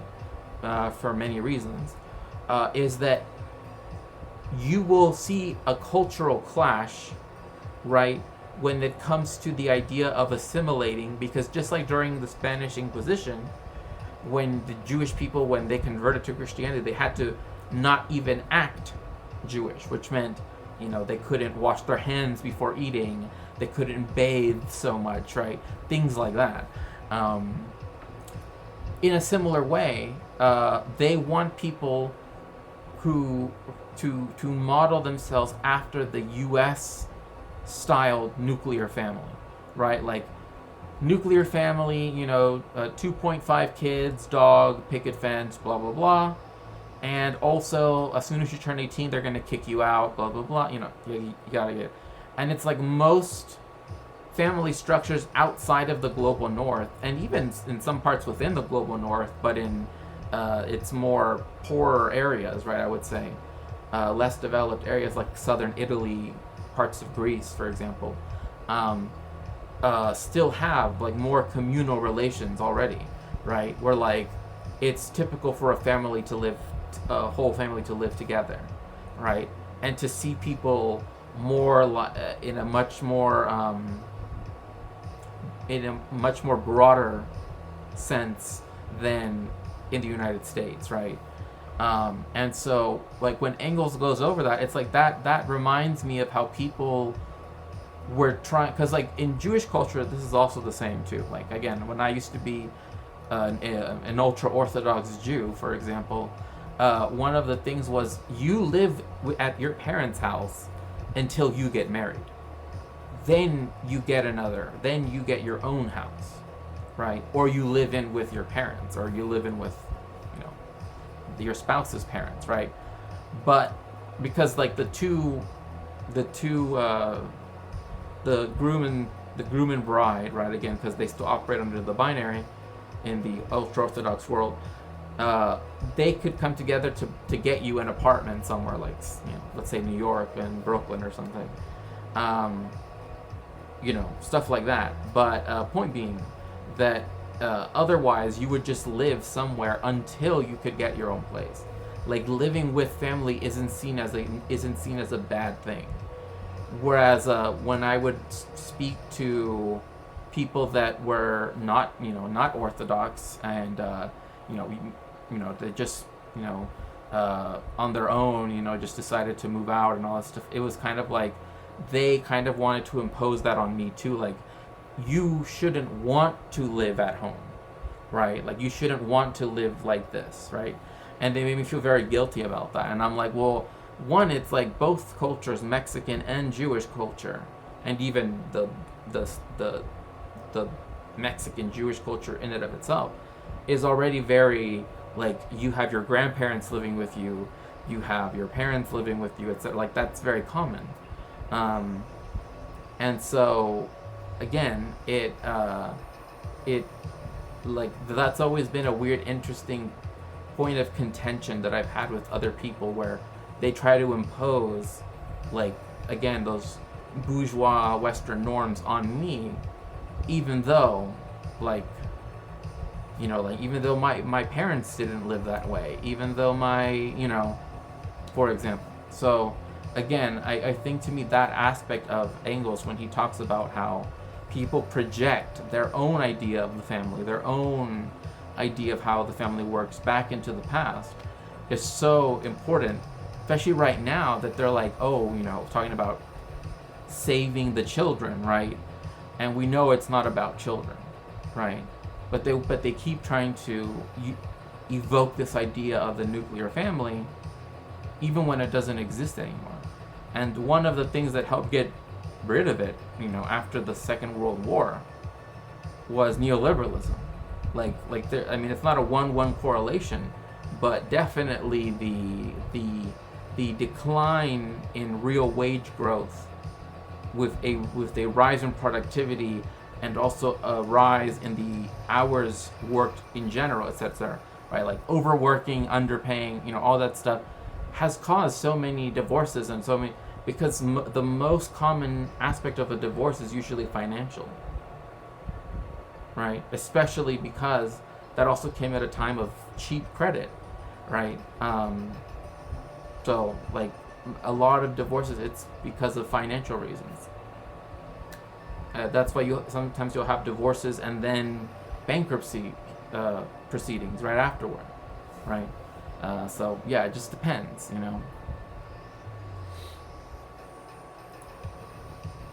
The same way a feudal lord did, and that title was. Speaking of, and hi, Big Room. So good to see you. Speaking of Save the Children, I just watched Emma Viglin's appearance on Timple's stream. She did great, but it's always rough to watch that character. Oh yeah, I can't stand Temple. Hereditary. This meant, for all intents and purposes, while it was a part of the bailiwick of Guernsey, Sark also had its own politically distinct administration. In 1949, Guernsey adopted a democratically elected parliament, but that did not include Sark, as a fief could only end if either the crown revoked it for breaking the deal or the fief holder sold it to someone else. So they were still able to continue being a feudal island. If you wanted to buy or sell a house on the island, you needed the seigneur's permission, and you had to give him 1/13 of whatever money was made in the transaction. Only the seigneur could own pigeons or an unfixed dog. By decree, cars were not allowed on the island, and they had to use tractors. I mean, I like the fact that cars are not allowed, but that's kind of weird though. Like only the seigneur of and yes, I hope you're doing well too. Can only own pigeons and an unfixed dog. That's kind of like, yeah, I cannot stand like honestly like and it's funny too, 'cause, like, oh, you know, like me being like a very progressive liberal. I'm just like, bro, just stop. Like nobody believes you. You know, like we know you don't even believe it, but like it's like just stop. Like, you know, like nobody actually takes that, you know, that seriously. Queen Anne was the best queen, so drunk all the time we got a better democracy. I mean, but yeah, it gets 1/13 of every land transaction as tax. I mean, again, it's just, you know, land rent too. Or horses to move goods to the ships that would deliver them elsewhere. Because of this, they had these for ambulances. The seigneur got to Oh wear a my silly outfit gosh. and collect all. Oh my gosh, the Amish are sleeping. The Amish are sleeping on this. Oh my gosh, someone needs to show this to like the Amish, like now, like in Ohio and Pennsylvania, like they need to see this. Like this is like I mean, they would buy like so many of these. Like, I mean, not so many, but you know what I mean. Like they would buy this. Like this is totally what like an ambulance buggy. Yeah, this is totally what they would want to get. Yay, you have a day off. Oh, that's wonderful, wonderful. All property tax for himself. All of this as long as he kept the conditions of keeping the island free of pirates and paid a yearly royal fee of. Lol, I love that. I love it's like, yeah, keep the island free of pirates. Like, you know. Yeah. Like, can I get a job like this? Like, oh, you know, we will let you, you know, the U.S. government will let you be a billionaire if you just like make sure that you know, no pirates show up in your town. Like, okay. £1.79. I guess the deal didn't figure inflation. Isn't it funny that like literally a person that has feudal control over people's lives and that gets 1/13 of everything, of every transaction and stuff, their taxes are only like their tax is literally like $2, like $2 USD is all they ever had to pay a year to the crown as their tax. Considering how quaint and tiny the island is, how come no one invaded it in the 8th centuries since it became English? Well, there were actually 2 invasions. Once by the Nazis during World War II between 1940 and 1945, but another second attempted invasion by one man in 19... So the interesting thing about the Nazi occupation of the Channel Islands, which were the only part of Britain that were ever, you know, taken over by the Germans, was that Hitler specifically wanted them to treat the English people there as nicely as possible, right? Like, oh, treat them really well, so then that way the English will relent, right? Like when we can finally defeat the British, right? Or so then that way, like the British resolve to not fall to German control would be like, well, you know, like look at how the English are treated by the Germans there. They're treated so nicely, so politely, you know, because that was always one of those things. Right. Yes, it's a crown dependency, but the point was that because it's part of, you know, it's still part of, because it technically still has, you know, British people, so to speak, at least in the general sense. Hitler's and Nazi Germany's plan was to show the English that their occupation, their conquest by Germany, wouldn't have been a bad thing, right? That they wouldn't have lost their homes, that they wouldn't have that they saw them as another Aryan brother race, so to speak, right? And that they would, you know, treat them equally. That's what they were trying to do on the Channel Islands. That's what I'm trying to say. In 90. Yes, really. In 1990, a man named Andre Guards dropped off flyers and posters on the island, warning that he planned to invade them tomorrow at noon. While most people thought it was a joke, the island's volunteer constable decided to take it seriously. It turns out the next day, Andre Guards showed up in military gear and an automatic weapon, apparently deciding to be a one-man army. The constable pretended to be a weapon admirer and asked him if he could admire his weapon, in which he said yes. Upon seizing the weapon, the constable punched the man in the nose and single-handedly saved the island from invasion. That gun to this day is apparently in their local museum. The final dramatic song... Was that dude American? I don't know why, but for me, I'm thinking like, I don't know. I probably, whatever. But for me, I'm like, that's just like such an American idea. Like, oh yeah, I'm just gonna like invade this place and take it over. I don't know. Saga of the feudal island of Sark, though, has to be the Barclay Brothers arc. The Barclay Brothers were two billionaire business brothers from Britain, notable for owning the Daily Telegraph, who one day bought a tiny island off of Sark that was under Sark's jurisdiction, which meant they had to pay an extra $179,000. Look at that. They literally bought, and not only an island, but it has a fucking castle on it. Like, this is why we need more. This is why we need to create the free bagel slicer for the Barclays. I mean, also, you know what? Like, hey, if you guys want to go look at, the wreckage of the Spanish Armada, Elon Musk just developed this little, submersible pod. Pounds to the Seigneur of Sark in tax. Just like any other time when any billionaire has to pay an extra tax, the Barclay brothers decided to put way too much time and investment into ways to... Then the guy couldn't resist it when the other guy admired his weapon. Well, there's that aspect, right? The euphemistic sense. Like, ooh, I want to see that automatic rifle you've got there, officer, right? But also, like, you're like, oh yeah, brother, you want to see this? Like, like, oh my god, like, and then I'm thinking like it almost seems like an old like TV show from like the 70s, like one of those like detective shows, right?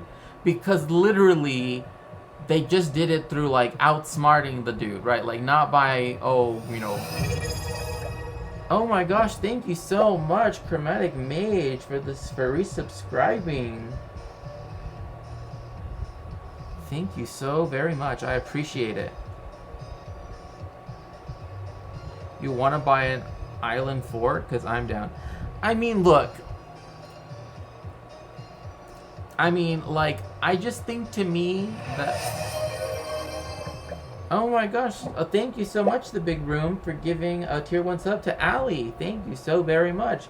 Yay, we're almost halfway done to grow the stream for today. Yay, more learners. They never have to pay that tax again, and they began to slowly try and influence the island to their benefit.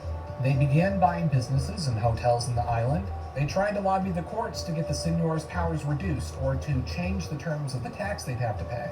All that led to mixed success. You know what's funny is that the Barclay brothers doing this is literally how liberalism, capitalism works. Like, this is literally like how the bourgeoisie works, right? Like, it's funny because it's on a small scale, right? But it's like, this is literally how the bourgeoisie tried to make it so then they could overthrow feudalism, right? Like, that's literally what's going on here, right? It's like two capitalists, right? Two bourgeois people being like, we want to get rid of feudalism by way of buying up, right? Take land, investing in it, and undermining the feudal power structure. Just 200k. What's that?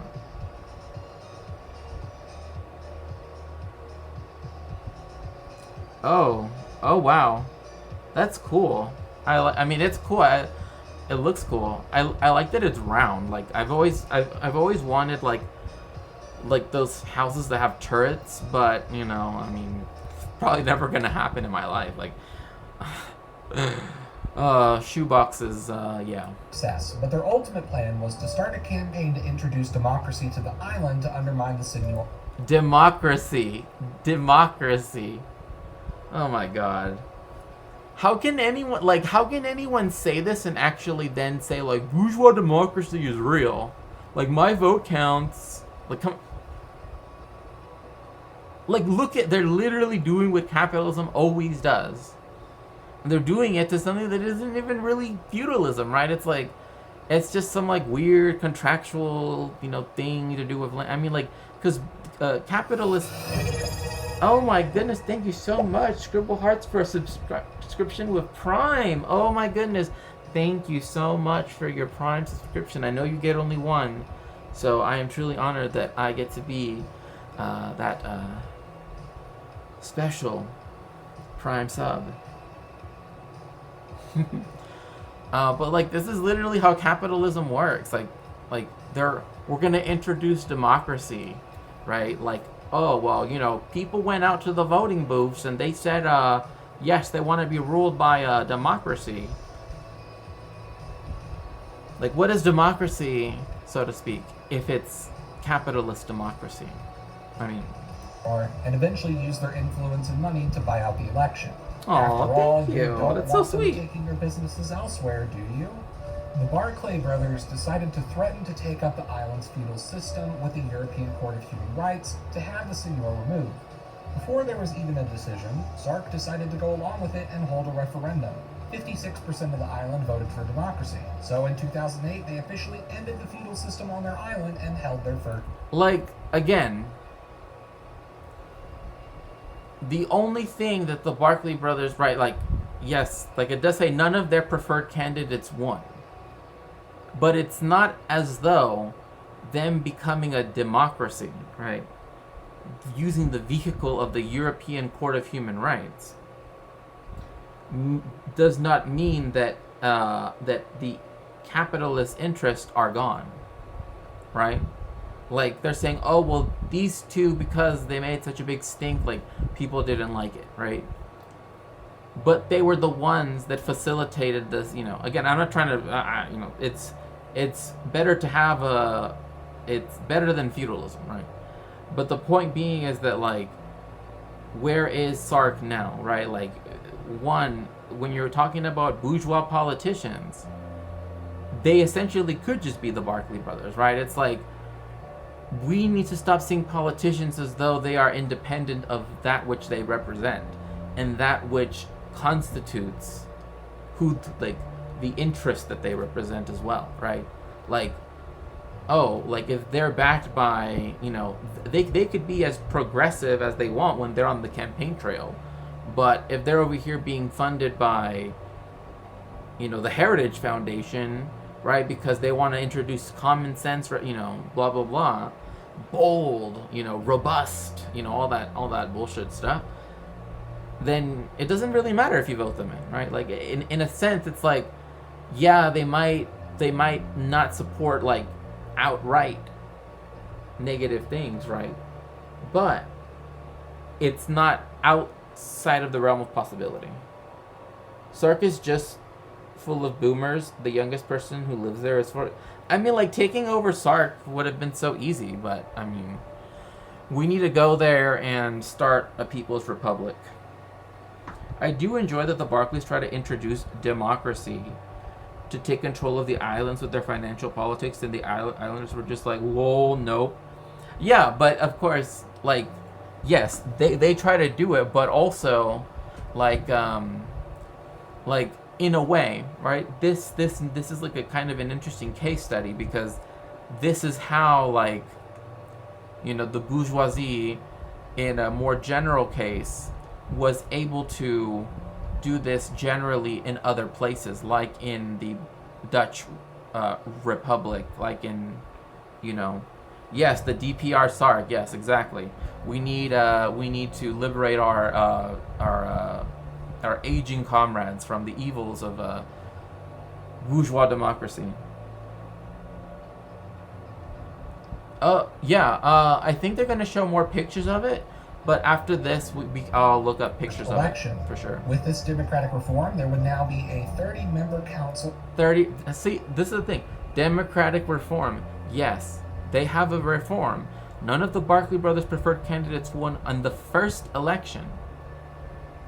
But what about ever since then, right? Like, what other interests have gone there, right?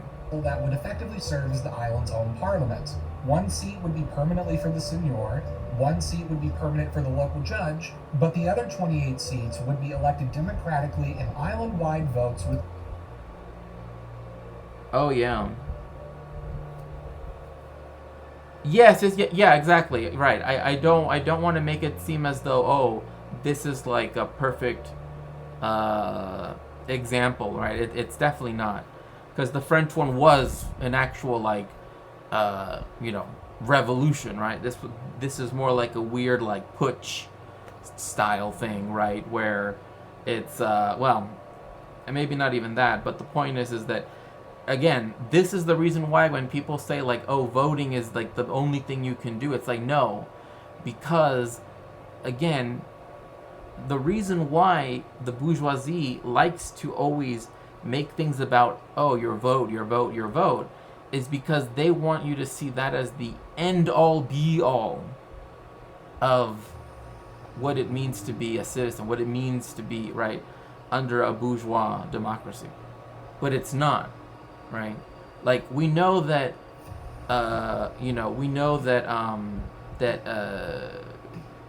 Unilever, right, that they have more power than any amount of votes that anybody gives. At the end of the day, right, if PepsiCo is like, hey, we want this to happen, the bourgeois democracy means they have to find a way to make it happen, right? No matter how hard you vote, right?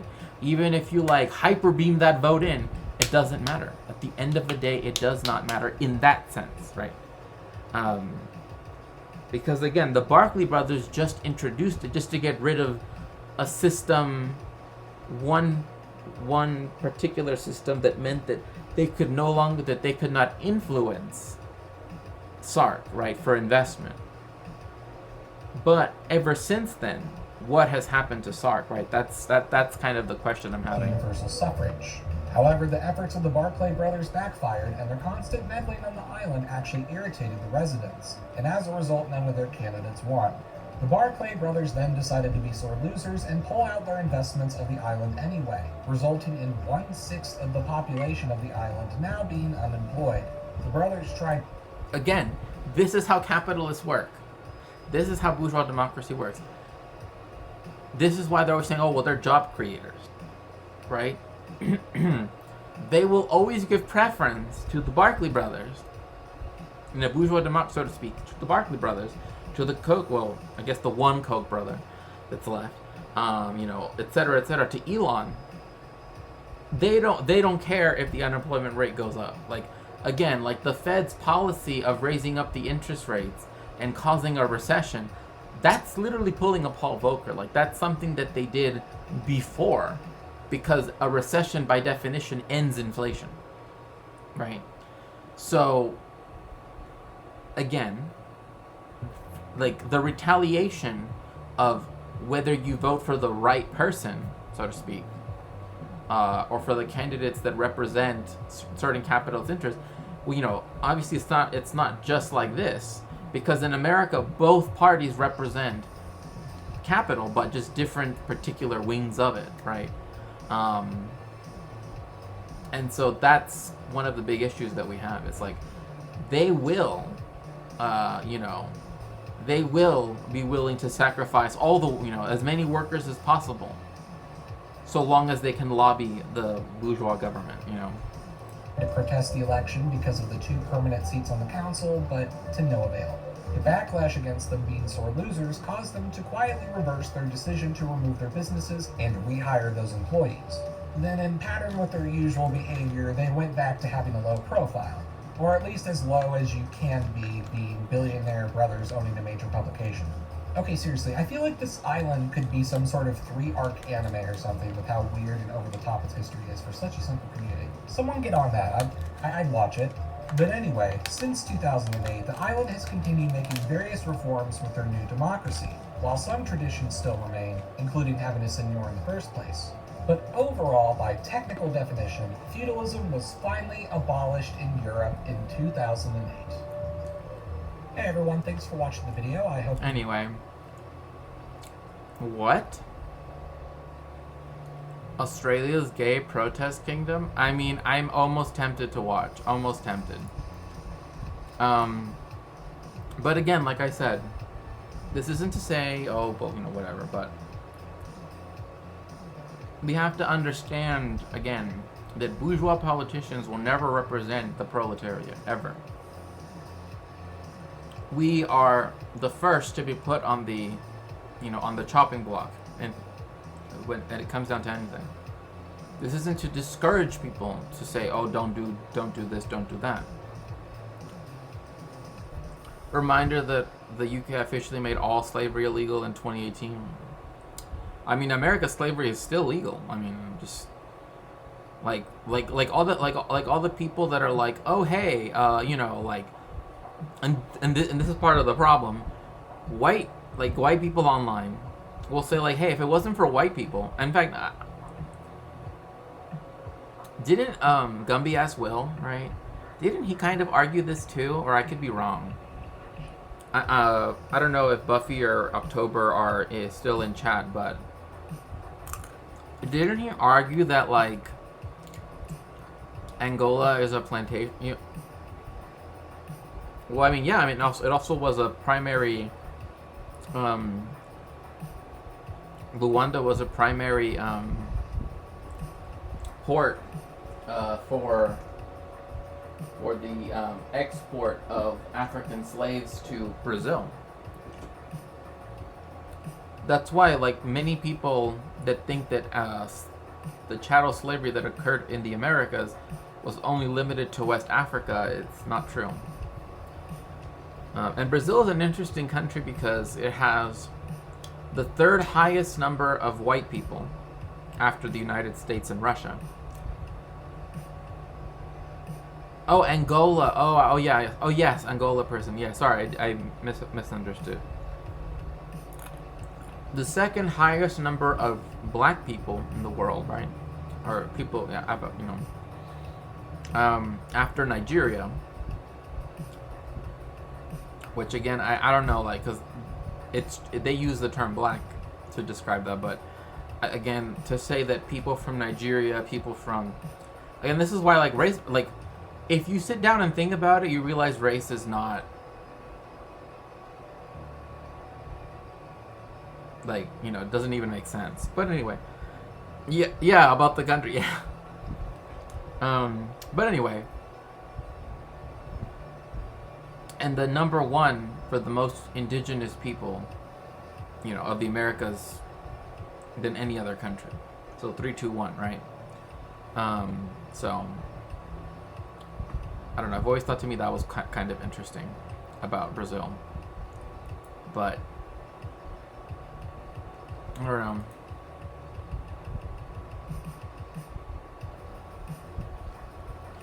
Let's see here. Oh yeah, U.S. passenger rail. Yeah, pretty much. I mean, it's true, Big Room. It's true.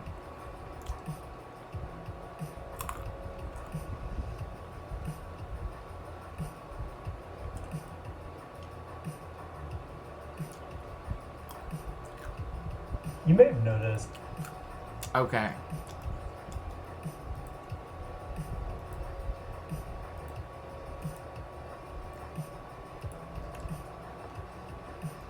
But the issue that I've kind of had when teaching the history of this is that people think it only came from one part of Africa, right? As though they I mean, this map right here, right, the one that's right here, showcases how the entire continent was colonized, right?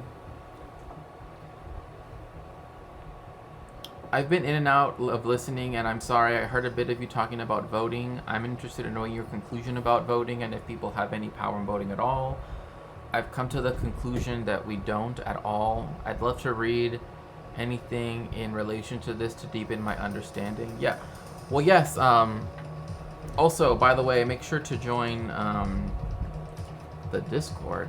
That way, because then I could send you recommendations, post recommendations there.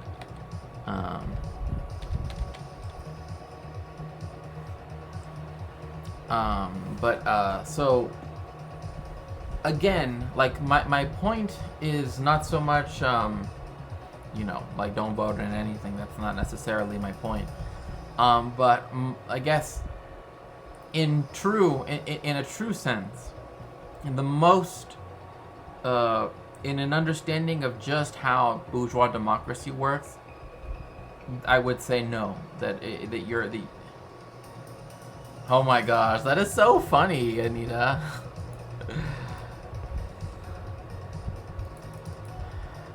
I think it's telling. I think it's telling you something.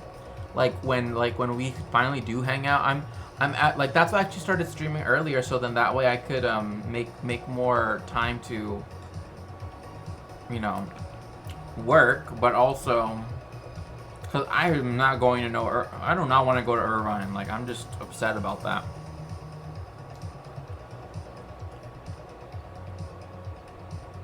Like I'm not gonna go to no mandatory meetings in Orange County. Like why? Yeah, exactly. I'm like, why would I want to go there? Like, it's just gonna be a whole bunch of white people that don't even want me there anyway, so. Awesome. That's great, Stripheart. So,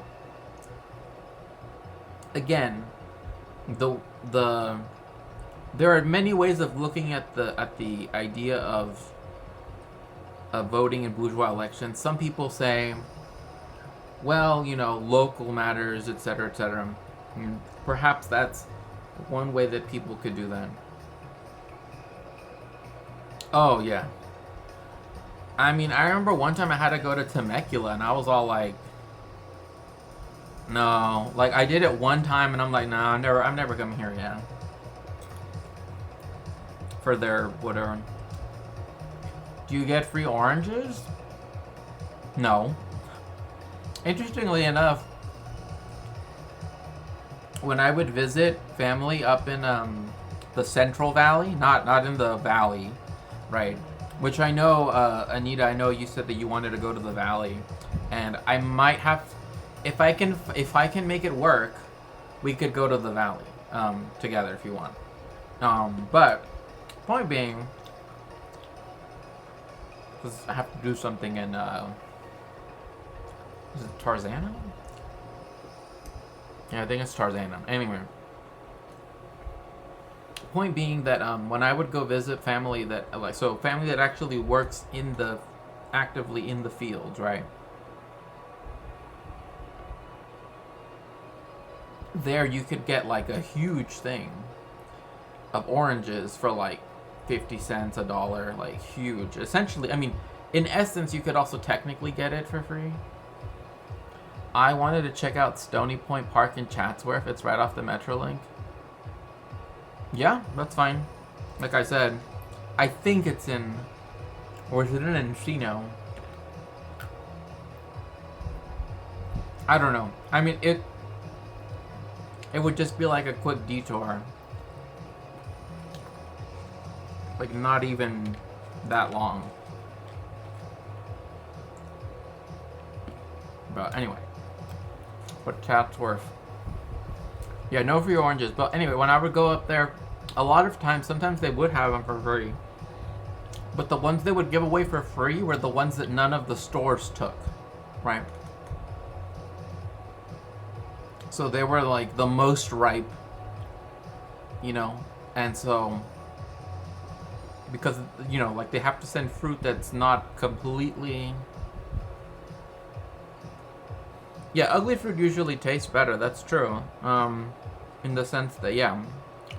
But But the point being is, like, you know, like at pavilions or whatever, Trader Joe's, like, they want their fruit to be technically unripe at the point of delivery, so that way it can still technically be unripe, and then for the most part, while it's selling it, right?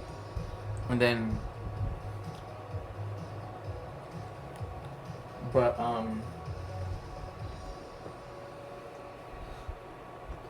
there, all of the fruit that they would give, like the workers, the farm workers, they would just, sometimes they would give it away for free, but this was like the last, you know. I miss walking in Boyle Heights, picking, the guayabas. Oh, yes.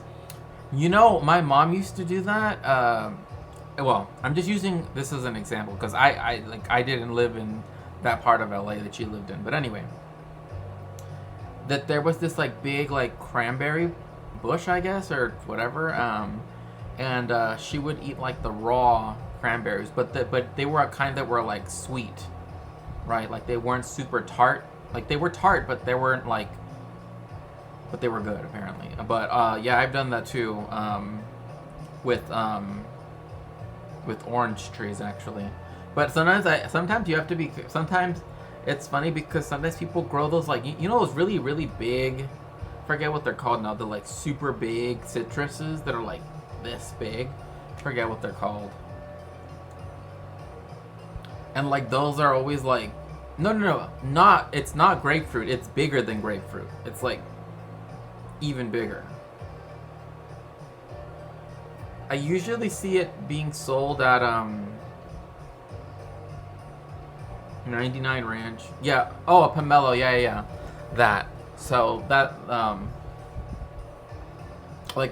there's a place nearby that sometimes I'll walk by it and sometimes they will have those, but then they'll be like drooping down. But I've been told they don't taste good. But I don't know.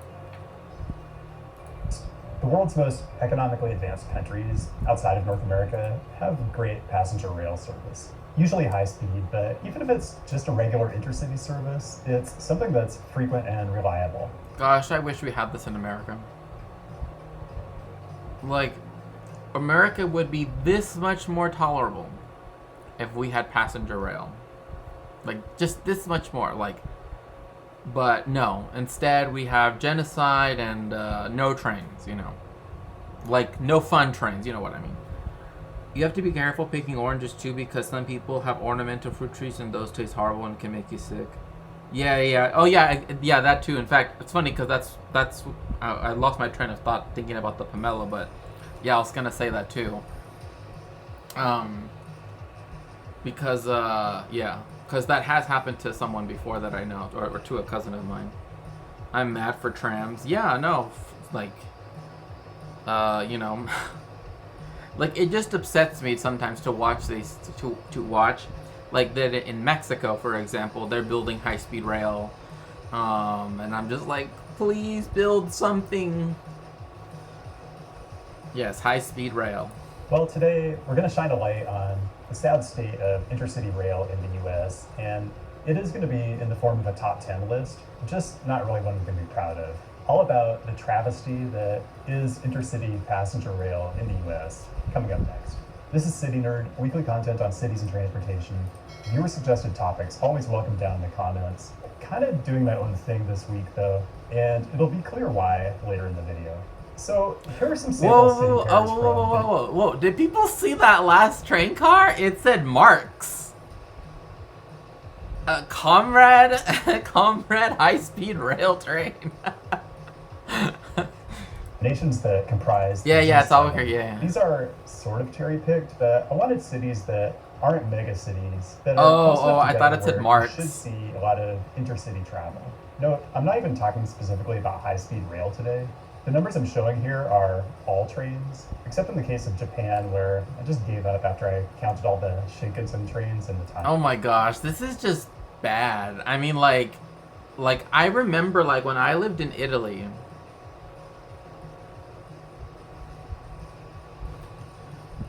Do you like the Mexico emote? I'm taking.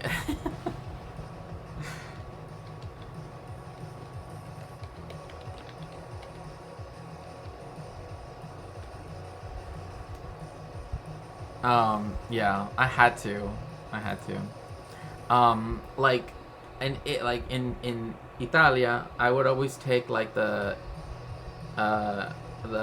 sometimes I would take Italo, but that's if you actually want a high speed. But even if you just take like the other one that's also quick but not as fast as the Italo, um, like literally like that's like the only way people travel. Like like the idea, like I know people that like I've met people, and I don't know, Miss Anita, Bump, like the UK sucks at trains. It's still better than the USA. Well, yeah, that's true. Like, I mean, Germany probably has Germany and France, Spain. They seem to have like really, really good, and not obviously Japan and China.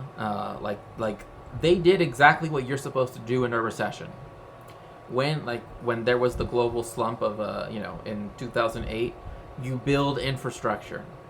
You do not put on austerity measures. That is the dumbest thing. Austerity literally just makes things worse. But America, being the capitalist, genius country it is, was like, let's install austerity measures, and just yeah.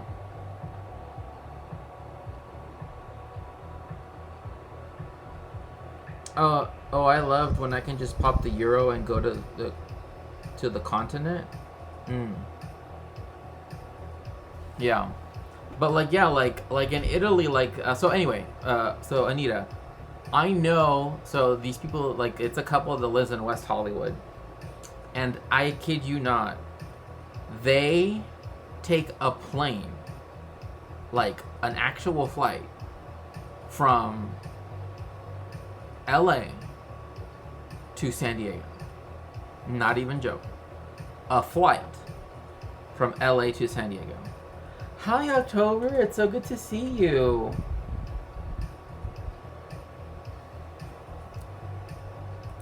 Table. The thing I want to stress today is high-speed rail is great and we should be building it, but just plain old vanilla intercity rail that's frequent and reliable is extremely useful too. And yeah, that frequent and reliable part is not a given in most of the US. This is partly because so many passenger Oh my gosh. Okay, so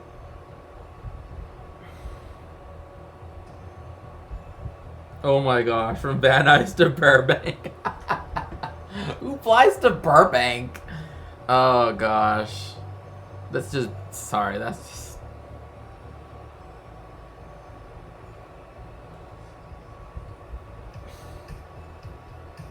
I'm sorry, I'm just laughing at that. It's just so a friend of mine wanted to come visit LA, right?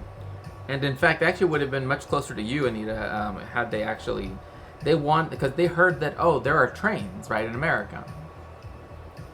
And I'm like, well, technically, yes, there is Amtrak. And so they said, well, then I will take a train from where, I think they teach I forget. So I think it might be New Mexico. But anyway, point being that they were going to get on the train to come to LA, right? And they're like, oh, I'll do a round trip. It'll be cool, blah, blah, blah. I'm like, okay, if you say so. Because they had been working they had done their fellowship in Europe. And they were, I think, in Spain. So they were used to the idea of taking trains everywhere, right? And the station, I remember, because it said that the train arrived at 2:30 in the morning. Like that's when you had to be there to get on the train to go to LA. Like there weren't multiple trains. There was one train a week. Like one train going this way and then one train going that way once a week. And that's it.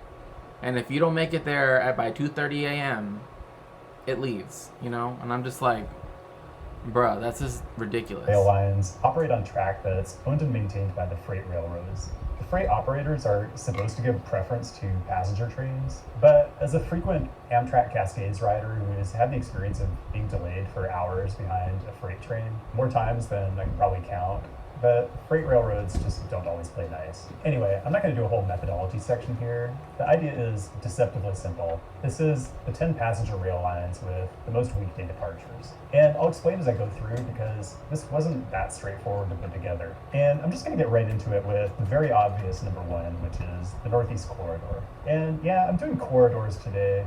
I could have done city pairs, but then I think we just would have ended up with 10 city pairs that are along the Northeast Corridor, which I think is a boring top 10 list. But I do have some interesting Northeast Corridor ideas on my topic list, so stay tuned. Anyway, this one's complicated, so what I'm going to do is talk about the segment with the most frequency, which is New York to Philadelphia. And that is as it should be, given the analysis I did in my video on expanding Acela. Oh my gosh, like the Acela, like, okay. They could, because it is owned by the like, I hate getting stuck behind. Yeah, oh, I hate that too. Oh, that is just so. Hi, Bleach. How are you? It's so good to see you. Welcome in, welcome in. Yeah, it's a joke. Like, they could have done the right of way, which, you know, the government has the power of eminent domain. Like, they could have had that and actually make it go fast. Instead, they're like, no, we're gonna make it go on the regular tracks, but just have it go at a slightly higher speed, so that, yeah, you're technically going faster, but it's not that much faster. Like I remember that, like, the train in Italo, I need to check this, like, I don't remember it, top speed Italo. Okay. Italo's trains, the ones that I would take in Italy, would go 190 miles per hour. That's 300 kilometers per hour.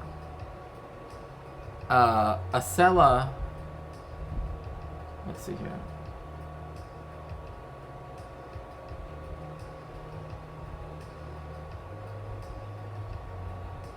Oh, so see, it changed.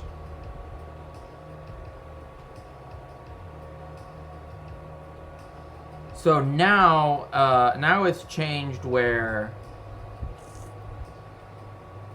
okay, so only for 48.9 miles does it actually go at the highest speed.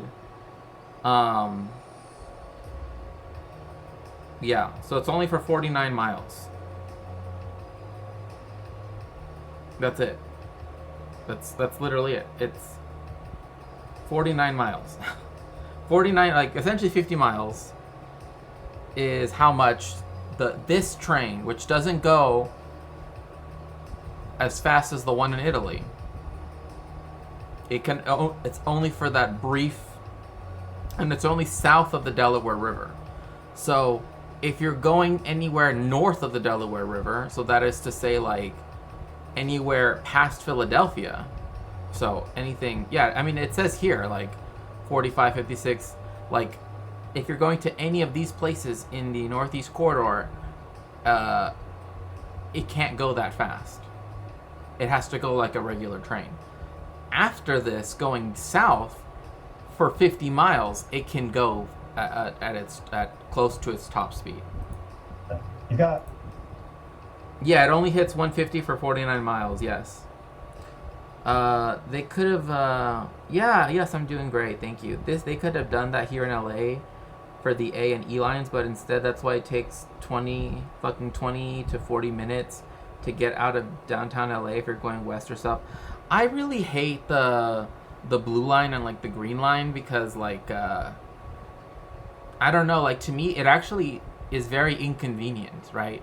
Like, somehow they managed to make public transit inconvenient in LA. It's because the tracks are all super curved too. They can't build the alignment. Right. Because they could have built again, the government has the right of eminent domain, but instead they're like, we don't want to stop sharing the railroads with the freight companies. And this was particularly when, and this was when Acela first started, which was when it was still when it had become privatized, and when it was being run by an airline executive.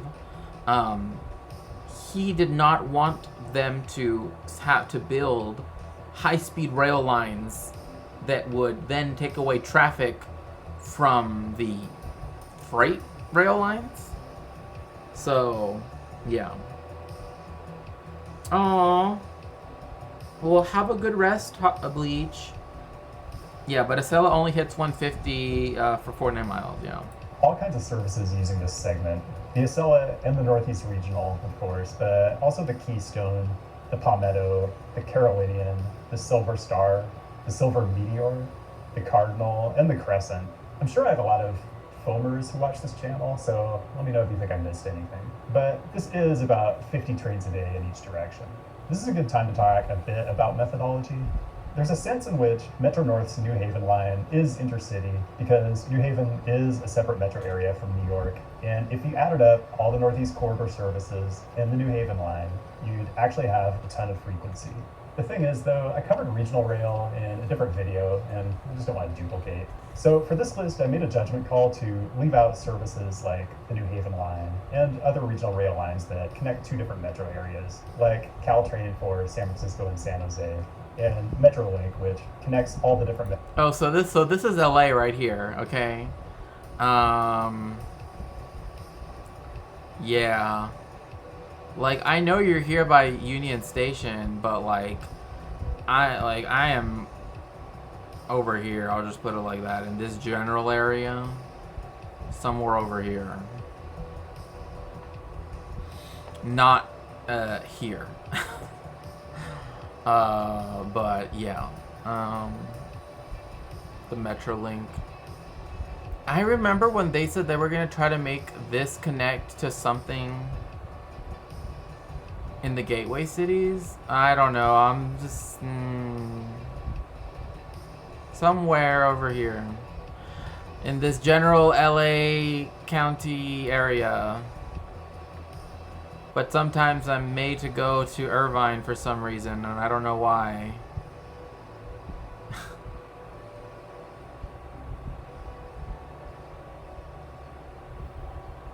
I'm not by Orange County. I'm just saying that it's like, I'm literally like just moving the circle around. Like, I'm just saying, like, in this general area of LA, which I'm like including all of LA, but yeah, that's all what I'm trying to do. I'm not trying to be specific, obviously, but it's just like, yeah. Too bad they couldn't make the high speed rail. So yeah, well they are. Correct me if I'm wrong, Anita, but like, oh, here I see Chatsworth. Okay. Oh, and I see the metro. Oh, okay. Yeah, so that would be cool. So we just have to go to LA Union. Okay. So yeah, and I know that that's not far from you. I'm not in Orange County though. I just don't want to like specify where I live. That's why I'm just like generally like, that's why I'm even like going down here to San Diego County. Like, yeah, I live in this like Southern California area.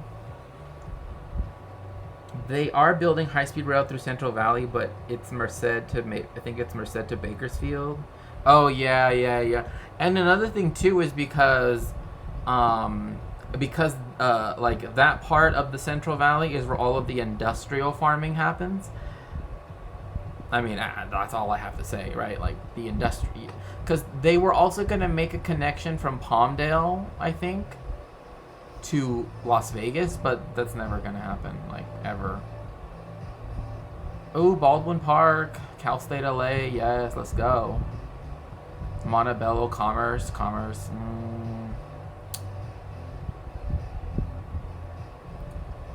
Yeah, El Monte, I mean, if, like, there's really good Chinese food in El Monte.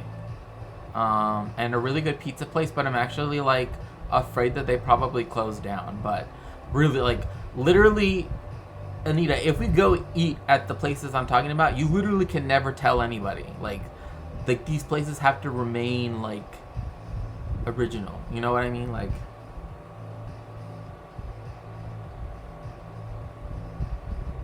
there'll be between Vegas and Rancho Cucamonga. Oh, yeah. So for so long, there's a random section outside Fresno along and then... Yeah. Like they keep changing where it's gonna connect, and I'm like, just build it, please. Monterey Park is where you want to go. Okay, that is true. Monterey Park does have really good Chinese food. That is true. But I mean, California will get high-speed rail. It's just gonna be a while before we get there. That's why I said let's do a road trip, but then with Anita, but I don't, like, I hate driving so fucking much. I just don't. Yeah, I know. I'm just like looking at all these and I'm like, oh yeah, I have a primo that lives here, I have a primo that lives there, like.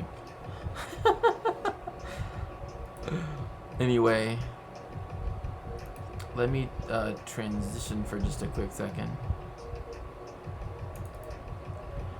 Oh, don't worry about that. It's just like, I just hate driving. Anyway, I will be right back. I will just leave the video playing while I go. I'll be just back in just a quick second. Metro areas just have to use the restroom. The greater polycentric LA region. Okay, so let's go to number 10 now and start counting down. This is actually a tie between 3 different corridors that run 5 trains a day. I've got the Pacific Surfliner between LA and San Diego, the Lincoln Corridor between Chicago and St. Louis, and the Downeaster between Boston North Station and Portland, Maine, and other points north. Number 9, 6 trains on the San Joaquin's line between Stockton and Bakersfield. It really does blow my mind that there are more trains between Stockton and Bakersfield than there are between LA Union Station and San Diego Santa Fe Depot. I mean, I guess you can take the Metrolink Orange County line to Oceanside. It's like 5 trains a day, and transfer to the coaster, but that's ridiculous. California, what are we doing? Number 8, the Amtrak Hiawatha between Chicago and Milwaukee, 7 trains each weekday. This is another one that just doesn't make that much sense to me. I mean, outside the Northeast Corridor, this seems like it should be just about the busiest conventional passenger rail line in the US, just based on city size and proximity. Maybe LA San Diego should have more? Man, I'm just struggling to get over that.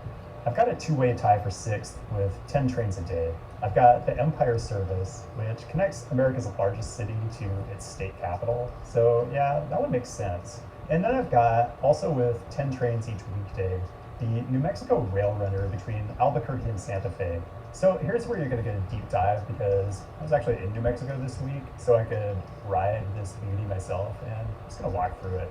First of all, if you're a legit transportation nerd, you'll catch the bus from the airport to Alvarado Transportation Center, which is where the Rail Runner's downtown Albuquerque platform is. It's bus 50, and it runs every 30 minutes. In other words, the same frequency as the SEPTA airport line in Philly. Please make it make sense.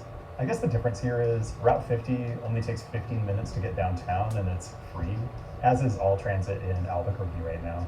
Okay, so you get to the platform, and these are either 2 or 3 car double-decker trains. So we aren't talking high capacity, but it's 10 trains a day. And how much capacity do you need between a metro area of 900,000 and a metro area of 150,000? You hop aboard, the train departs right on the minute, which I'll talk about in a bit, and it makes the Roadrunner sounds when the doors are closing. So cute. So you've got these 2-level bombardiered coaches, and you definitely want the upper deck for the scenery. Albuquerque can be a little gritty, but gritty is okay. And the scenery as you start gaining elevation towards Santa Fe gets pretty spectacular, and the weather conditions can change pretty dramatically. Glad I wasn't driving in this stuff. The interior is, well, it's a train, but to me, this is why rail is good, even if it isn't high speed. I mean, look at it. I can get a crap load of work done because there's plenty of elbow room and the ride is smooth. I can walk around and stretch my legs. I that can spread out because the train is probably never going to be full. You hear arguments, why not just run buses on the highway instead of using all this expensive infrastructure? Well, none of the things I just mentioned are things I can do on a bus. The runtime is about an hour 40, although they do run an express that saves you 10 or 15 minutes. So it's not necessarily competitive with driving. But say you're an Albuquerque-based lawyer working on a case up in Santa Fe, man, you could get a lot of billable work done. I could never figure out why this train didn't feature more in the Breaking Bad universe. Just a big misstep by the New Mexico Tourism Board. As you get north, there's some density around the Santa Fe stations, and the rail yard district around the end of the line at Santa Fe Depot is a lot of fun. If you're into like craft beer or distilleries, Craft beer, oh my gosh. or hiking equipment, or say Game of Like, Thrones, the problem this district has is, you covered. obviously, the rail runner literally like, the problem, yeah, it's NMRX, yeah, not Marx, anyway, like, the problem is, of course, that if it doesn't go faster than cars, then, of course, you know, there's that, but also accessibility, right, like, where it goes to, like, that's another thing, too, like, Utah's, in Salt Lake City, they have I think it's called like the Front Runner. I forget what it's called, but anyway, it's like it's their urban rail, right? And it actually gets like, you know, quite a bit of people because it connects from all the way from Utah State University, which is over in what's it called? It's not in Orem. It's in anyway, north, and then it goes all the way down to Spanish Fork. So it connects all of the major cities, and then the Salt Lake City area has its light rail system, right? So it's like you could go straight through, right, from Utah State all the way down to where Brigham Young University is, right? Like all that area, that entire which is called anyway. For the most part, para proveer su familia rail runner. I used to see it daily because I lived in Rio Rancho for a few months. Oh, okay. Yeah, it's like, to me, it's like again, in order to make it effective, I mean, this is why, like, the people that decide how to make it, okay, we are going to build it, right? Because the people want blah, blah, blah. But then, again, it's not in their capitalist interests to have it be better than, right? I mean, like, that's why, like, when Amtrak was run by an airline executive, like, what did he do? He, like, hypercucked it, right? Like, that was his whole thing. Like, oh, yeah, I'm trying to, like, cut costs. Like, you don't do that with infrastructure. You never do that. Like, China literally, during the global recession of 2000, what did they do? They built up their vast network of high-speed rail that literally proves the whole, like, there's no way that we can connect all of America together. Wrong, right? Because if China can do it literally going all the way to freaking Tibet, okay, and then all the way down to, you know, to the lowlands of, like, of Zhuzhe province, right? Like, we're fine, you know? But no, instead, they want to be like, oh, America's too big. The United States and China are about the same size. And the United States does not have the fucking Himalayas to deal with. Right? Like, it just doesn't. So, miss me with that, right? Or, oh, the deserts, shut up. Like, you literally just don't care about people. Like, you literally just want to be in your car jacking off to your weird Jordan Peterson lo-fi shit. Yes, that is a thing. Audiobooks. Yeah. No, I'm serious. Like, there are people that they mix together, like, lo-fi hip-hop or lo-fi music with Jordan Peterson's, like, talks, and it's really disturbing. Really pulls in right next to the George R.R. Martin Dragon Train. So you might ask, why are we... But that's cool, though. Like, that's, like, people like that. Like, bet, oh my god, if they made the high-speed rail in California. They finished it. And they had even one Pokemon train. Just one Pokemon train. You know how many people would ride that shit? People would be riding it every day of their lives if they could, okay?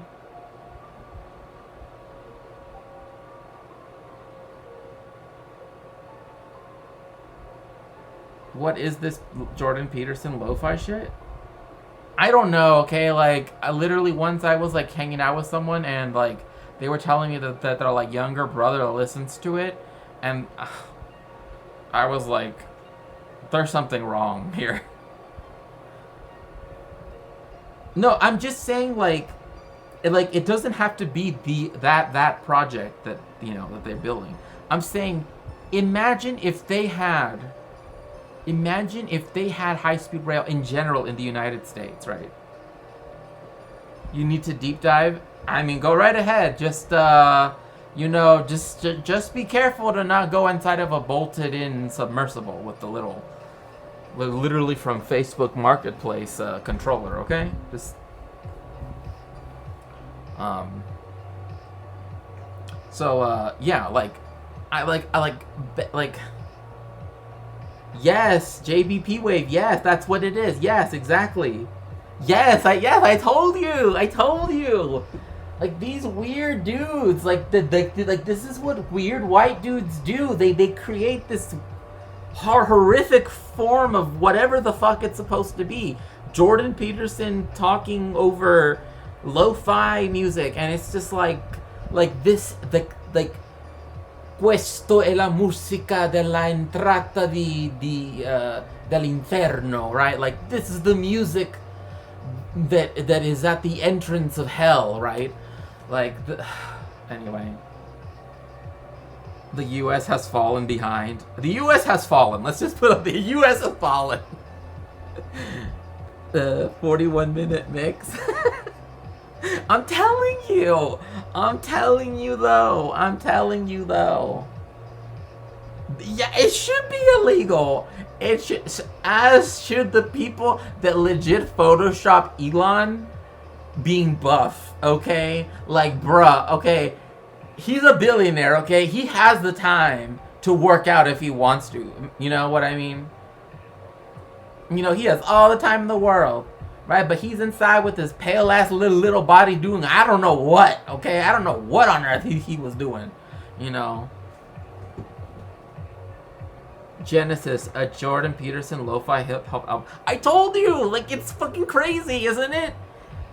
He told me that when he went to the Grand Canyon or something like that, I forget, I think it was the Grand Canyon, that his little brother, I mean, I say his little brother's like 22. Or 23 or something like that. Anyway, point being that he was listening to this on the way there. Like, he's like, oh, like, it's my turn to play my music, right? Like, because they were going together or whatever with like friends. And he's like, when it was his turn to pass the aux cord, you know, he legit played that shit, and everyone was like, can you please turn this fucking shit off? Like, this is literally causing us to stray further from God every second. Right? Like this is literally like the Antichrist music right here. Like, this is actually Antichrist music. You know? But and I bet you so much that they want to do one with Elon's stupid ass talks. And you know what? Like, Elon's lies are not even good. Like, I don't even know how the fuck on earth people believe his little like his like pitches. Like, it's literally just because he's a rich white dude, right? Like I literally think that they just make him take off his shirt and show how pale he is, and they're like. And they actually have that like little thing that, you know, on Family Guy, and it's like hyper white, and it's like believe always, yes, oh yes, of course, you know, because like there is no way that Elon Musk has ever actually convinced a person, you know, with his dumbass ideas. Like, you know what I'm gonna do? I want to start a company where we're gonna start boring holes, and we're gonna make it a 1-lane highway. Like, who does that? Like, especially in LA, like, one lane, just a little strip of cars. Like, that's the dumbest thing I ever heard. It's like literally, like, the 101 at 3 p.m. is better than that, you know? Like, spending money on 10 trains a day between cities that are this modestly sized when there's so many more promising city pairs all over the country? Well, it's because New Mexico got its politics together and decided to spend the money, and your state didn't. In 2003, another thing is that we have to stop running everything has to stop privatizing shit. Stop making markets. Like, neoliberalism literally has caused the greatest immiseration. That's some southern shit you see over here. Oh yeah, I'm not surprised. I mean, like,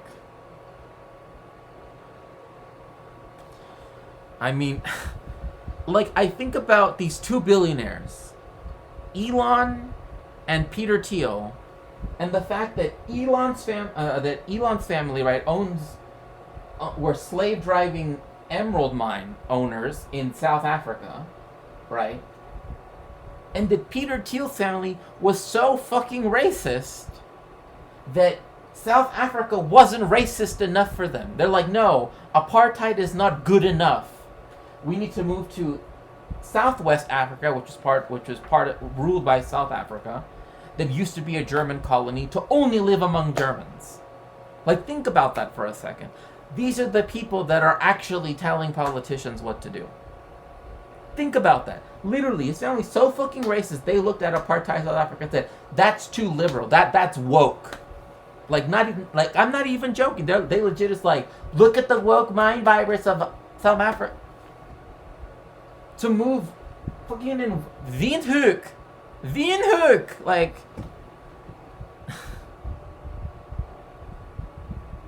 IDK, where I came here from, but I believe Lexi might have rated maybe, but yeah, fuck. Well, now if it's only one lane, is it considered a highway? Yes, of course, yeah. So I was very happy to see that the target by me did not give in to fascism. And, kept its entire display. The whole thing.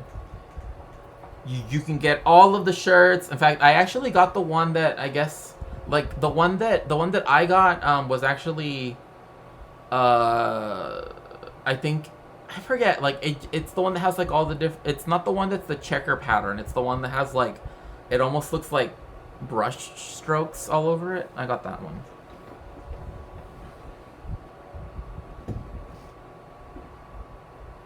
Oh, yeah, I mean, yeah.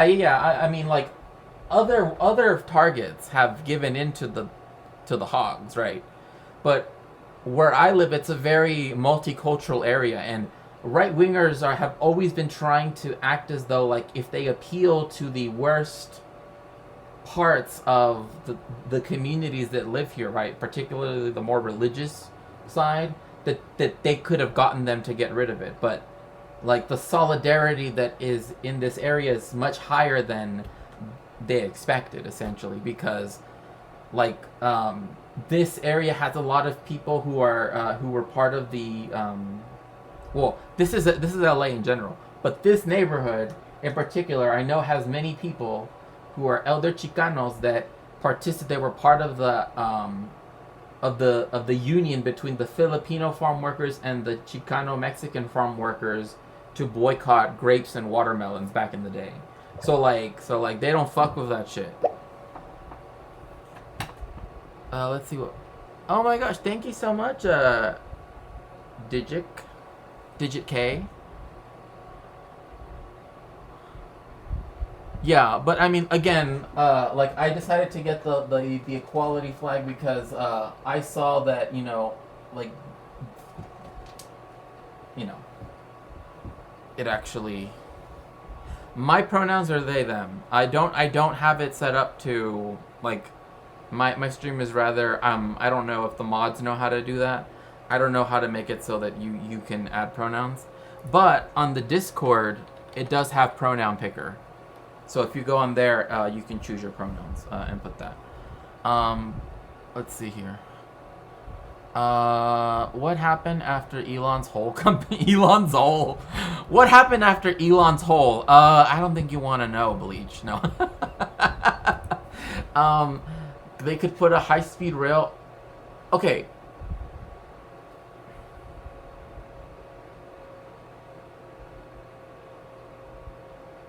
Yeah, post it in Discord, because otherwise I usually don't open links like right on from the chat, just precaution, right?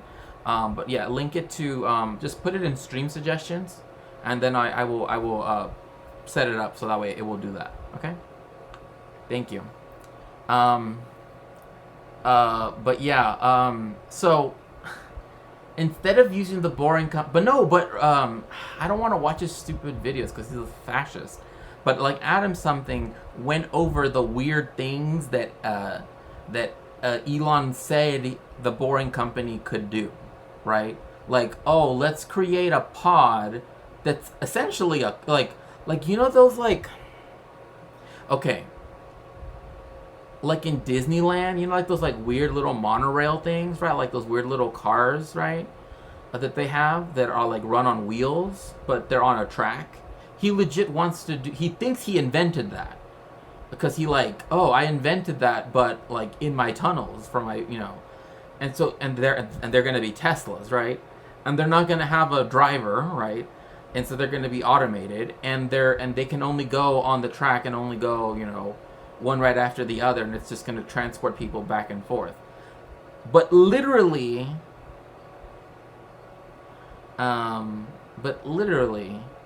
they could just put a train. Like, it's been shown that, like, in every, like, even in terms of, like, if you want to appeal, like, if you want to think about, like, capitalist production, like, it doesn't even make sense to continue.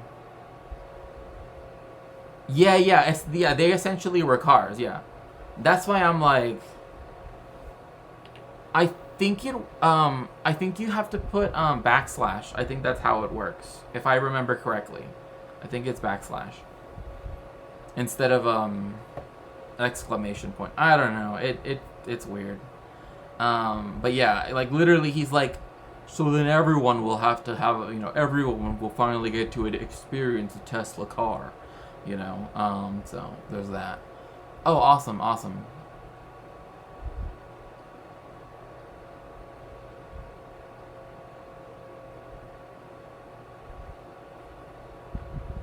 Let's see here. So you seem to really know how Twitch works, because I certainly yay. Oh wow, that worked perfectly. Thank you so much, DigitK. That was awesome. Oh, awesome. That's awesome to hear. Full-time streamer. What did you usually stream about? Oh, that's good. No, I mean, oh, being modest. It's okay. Modesty is okay. We also generally into computers and tech. That's awesome. Yeah, like for me, I mainly do like history and culture and stuff like that because you know, I'm a historian. So I used to watch esport titles, old school RuneScape, Overwatch, Valorant, League of Legends. So like that's my one issue I have, because currently my streaming computer is a Mac, and my work computer is not a gaming computer. I'll put it like that. Like it does not have the right graphics cards, you know, everything combo to really do anything. I went with my friend to test drive a Tesla. Neither of us from press. She ended up. You know what? Okay, Bleach. Yay! Oh, awesome, perfect. You know what I hate most about Teslas? Like, I mean, besides everything else, right?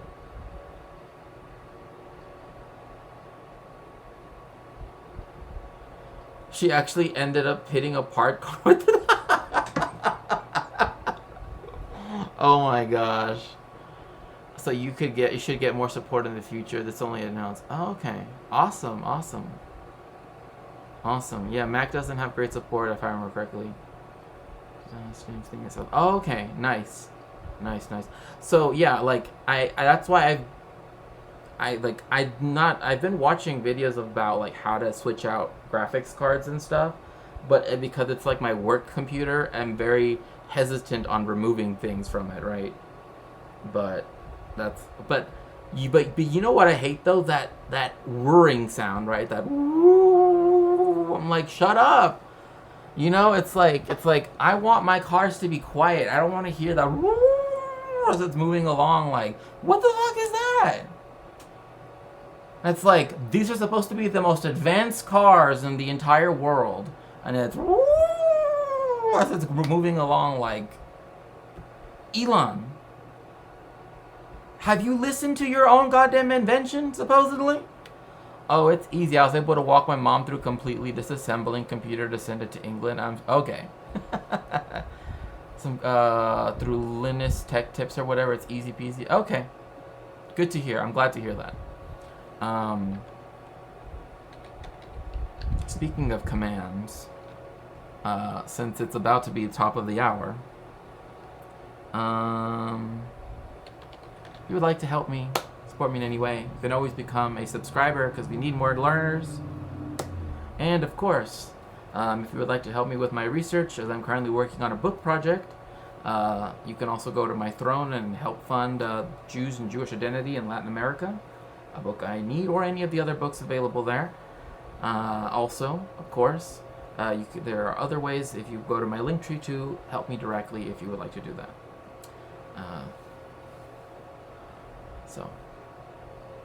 And yes, if you would like to avoid the ads, you can always become a sub, so that way we have more learners, because that's what I've decided to call the, you know. I remember the other employees asking one with us on the drive what happened if the sensors were on or whatever they're called.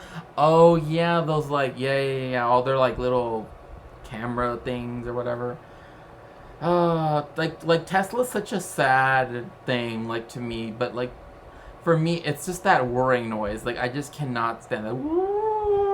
I'm like who heard that and was like, yeah, that sounds real modern, you know, like that sounds futuristic.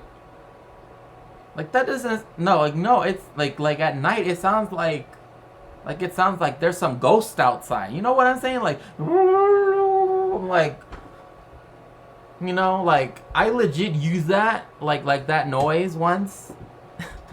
This is dumb, but I once used it as a way because like I was like hanging out with one of my primos and like their kids, and I was like telling them that was La Llorona, the sound of La Llorona.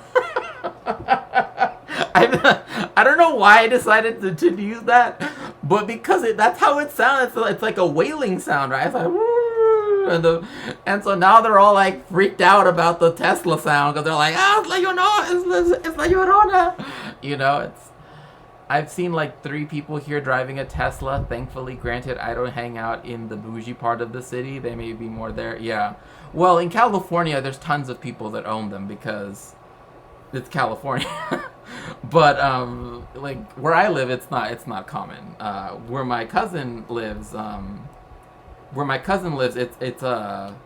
it's a much more like suburban type area of LA. Oh, okay, that makes sense in Kentucky. Yeah, okay, Louisville. Yeah, like where my cousin lives, it's like an actual like suburban area of LA, like not in the city, but actually like out in the not one of LA's many neighborhoods. Louisville.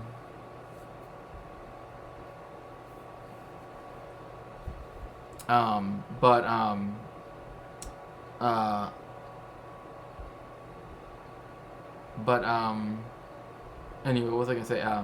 But yeah, because he lives in the suburbs, there are more Tesla drivers. I mean, hey, I mean, look, I would say that I mean, I think it's beautiful. I mean, I'm from here, you know. Although, you know, I also lived in Mexico for a long time, and yeah, the food. So I was thinking, do we want to watch stuff about food after this? Because I am like totally like down for watching some like Mexican food content. Like even if I have to translate / explain, I'm totally down if other people are down. Have you seen the short video of the Tesla flying down one of the hills in San Francisco? No. Oh my gosh. Yeah, LA. Oh yeah, it's like a skater's. I mean, it's either skater hell or skater paradise, depending on who you ask. Because, like I mean, again, the skaters that I know, most of them are Mexican too, and like they tend to get like in trouble, right? I'll just put it like that, because they always want to be like, oh, you know, you're over there skating on their private property, you know, all that shit. But like they're always, and well, also black skaters too, like like for example, like most of the cops in certain parts of LA, like in Watts, for example, which is known for being majority black, most of their police force is white. They don't live in Watts. They just police Watts, right? So, in fact, that's what caused the riots that happened in Watts and all of that stuff. So, it's still contentious in that way. But yeah, like if they see a black skater, same thing if you go into like for example, when I'm close to the university, right, and people have skateboards, they go inside with their skateboards. They don't tell them shit. Like, oh yeah, people like like by universities usually skateboard to get to class or whatever, or to get to their dorms or whatever. But again, when I was hanging out with a friend, we were in the city, I guess, one way to put it. I mean, I don't know how Anita would put it, because for me it's like L.A. city is not just like downtown and the surrounding. It's like all of the small like neighborhoods that make up South and East LA and all that stuff. But anyway, point being that we, you hear, we can't have you come inside of this Starbucks with your little skateboard there. You're gonna scuff up them floors, and it's just like, what? Like he's carrying his skateboard. He's not gonna skateboard indoors. We just wanna buy something, like literally, like we just wanted to buy something to drink, right? And that was like the first place that we got to. And he wasn't even skateboarding at the time when they saw him either, right? Like they saw him that he was just walking holding his board on the side.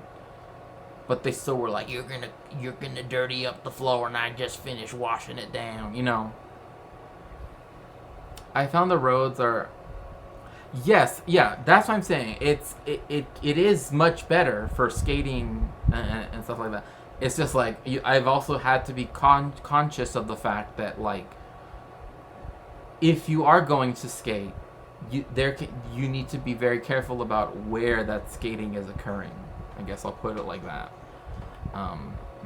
If that makes sense. Governor Richardson and the state legislature passed a transportation funding package that included the rail runner, and construction of the line into Santa Fe was completed in 2008. And my understanding is the state literally bought the trackage from BNSF so it could ensure the rail runner's priority and reliability, and that's a huge deal. The pandemic hit rail runner hard, and after a brief shutdown, they slashed fares by 75%. Ridership increased about 88%, and then, citing high gas prices, Governor Michelle Lujan Grisham announced that the reduced fares would be extended until the end of 2022. Wow, like, I'm sorry, like, one thing that you just cannot, like, look, if you're driving, you cannot actually appreciate the world around you. Like, honestly, it's just impossible. It's impossible. Like, there's no way you're either focusing on the other cars, right? Because, like, everyone's, you like the people that say that driving is enjoyable are usually people that live in suburbs, and then they drive into, like, less urban areas. Like, people that have to deal with, traffic every day aren't like, oh, I love, The upshot is I paid $2.25 each way for a train ride to Santa Fe and back, which is all I paid for transportation on my entire trip. I mentioned all the transit in Albuquerque is free, and that does include the ART, possibly the best BRT line in the US, and Whoa, what? It's free? Oh, nice. Okay, now that is nice.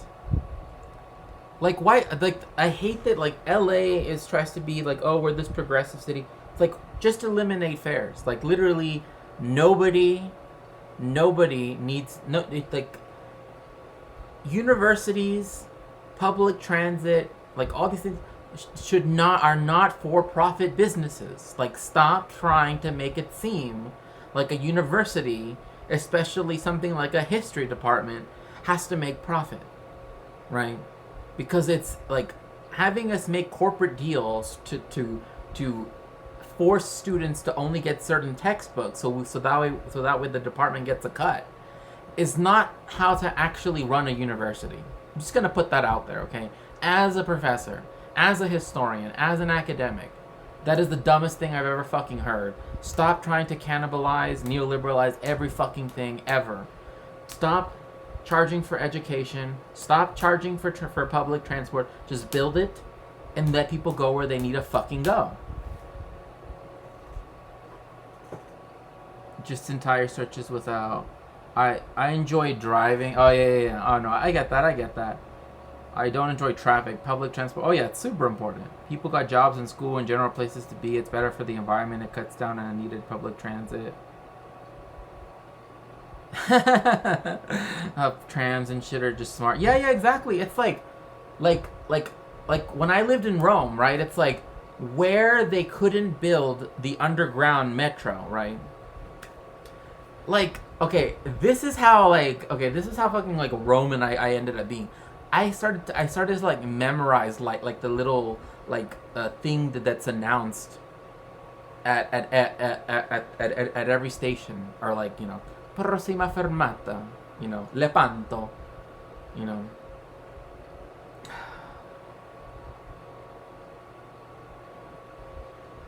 uscite lato destro,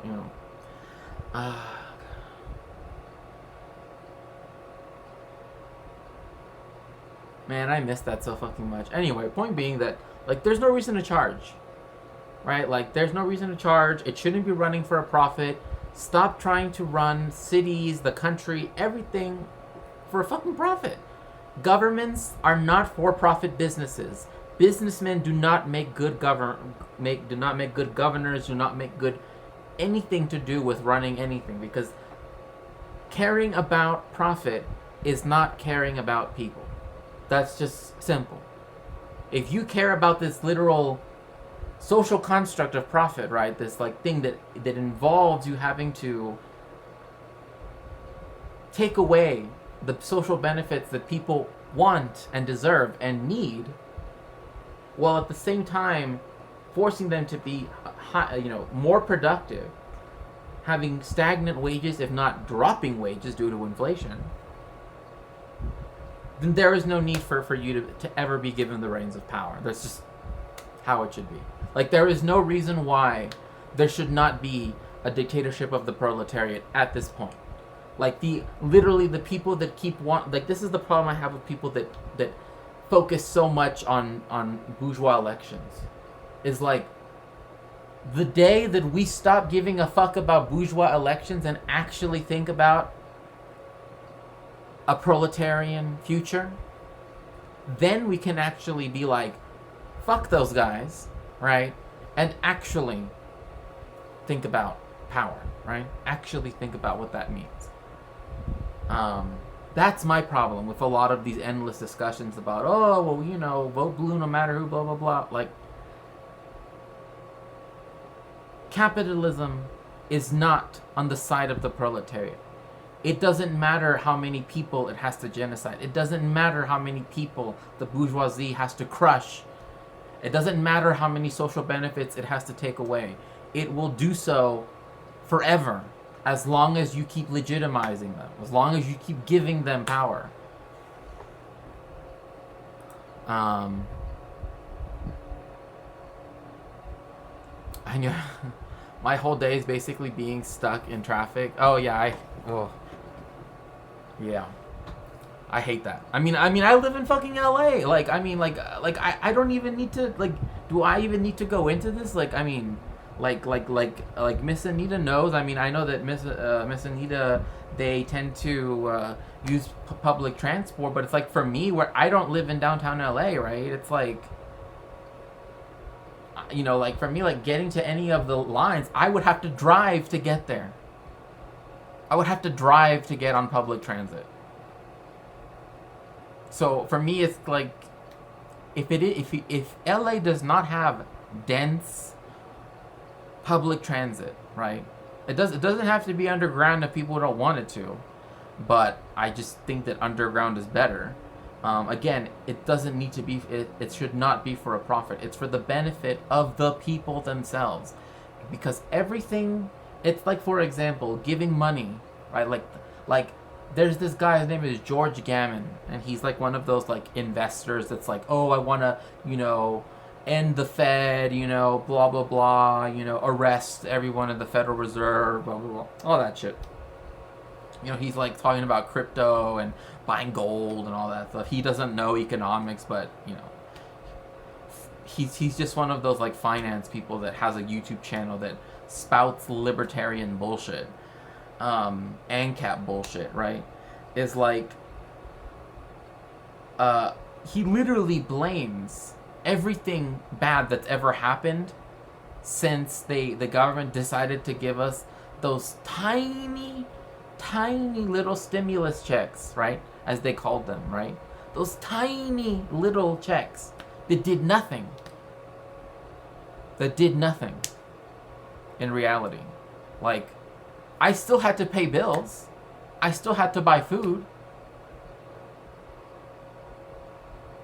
Right? Like, you people still have to live. Like if you listen to what they say, they are literally saying, we gave you money, why didn't you save it? Why did you spend your money?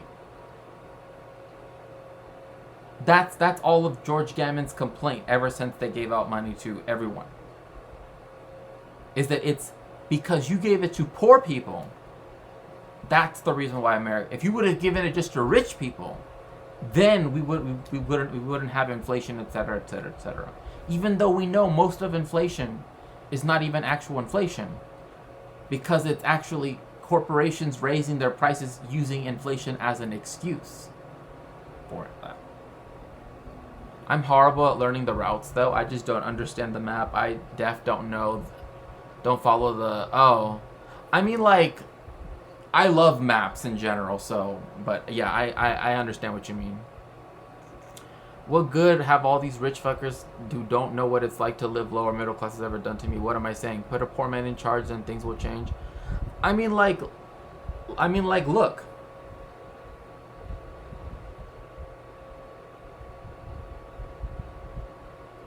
I've gone over the people's communes